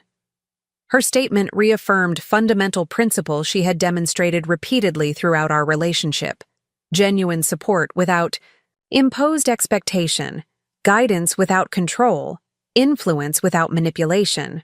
The autonomy she consistently protected had enabled reconstruction of identity and purpose based on internal navigation rather than external definition. Alone on the deck after their departure, I considered how completely circumstances had transformed since that disastrous gala night. The terrified woman fleeing Seattle with emergency cash and formulation notebooks had evolved into established business owner hosting scientific symposium. The individuals seeking basic survival had developed into community contributor creating employment opportunities. The betrayed spouse had reconstructed identity independent of relationship status or external validation. Most significantly, the perspective through which I processed experience had fundamentally shifted, from control orientation toward adaptation capacity, from resistance against disruption toward integration of challenge, from fixed identity protection toward continuous regenerative development. The transformation hadn't eliminated vulnerability or prevented difficulties, but had cultivated response capacity that converted obstacles into growth catalysts rather than devastating setbacks. The following morning, preparing for symposium opening, I crafted response to the interview request, agreeing to discussion that would include prenuptial activation story within broader context of business regeneration principles. The decision represented neither reckless disclosure nor fearful avoidance, but calibrated transparency serving educational purpose. The wine-throwing incident had catalyzed personally significant transformation, with potentially valuable applications beyond individual experience. Standing before symposium participants hours later, scientists, entrepreneurs, environment advocates, community leaders, I began presentation with direct acknowledgement. Pure origins, coastal resilience developed from personal disruption, transformed. Through ecological principles. When my husband threw wine in my face for refusing to surrender my company, a prenuptial agreement protection mechanism activated, providing essential security that enabled complete reconstruction. The statement established factual foundation without emotional dramatization. That experience demonstrated how formal safeguards can create protected space for vulnerable transitions, a principle equally applicable to business structures, community systems, and ecological restoration projects. The framework positioned personal experience as case study illustrating broader application potential rather than mere biographical detail or cautionary tale. The Prenup activation code I texted that night changed everything. Not merely through asset protection, but by catalyzing fundamental reassessment of success metrics, relationship structures, and environmental integration. The resulting enterprise, developed not despite disruption, but through transformation of challenge into regenerative opportunity. The conclusion connected individual experience to collective principles being explored throughout the symposium, vulnerability conversion, into adaptation capacity, disruption transformation into renewal catalyst, protection mechanisms enabling innovation potential. As discussion unfolded among participants, exploring applications from coastal ecosystem management to community economic development, I experienced profound integration of personal journey with professional purpose. The prenup activation that had initially represented desperate emergency measure had ultimately facilitated comprehensive reconstruction, psychological independence, professional innovation, community integration, environmental stewardship. The protection mechanism had enabled not just recovery, but renaissance, not just survival, but substantive contribution. Cedar Cove stretched below the conference center windows, harbor reflecting morning light, businesses beginning daily operations, sanctuary areas preserved for future generations. The community that had initially provided emergency refuge had ultimately become chosen home, the place where authentic identity and purpose had developed through meaningful integration rather than strategic positioning. The transformation represented not restoration of what existed before betrayal, but creation of something fundamentally stronger, more genuine, more sustainable. The Prenup activation code had indeed changed everything, not through simple financial protection alone, but through catalyst effect triggering comprehensive reassessment of what constituted genuine value, meaningful success, authentic relationship. The knowledge gained through reconstruction now served wider purpose, methodologies shared with symposium participants, employment created for community members, regenerative principles embodied through business operations.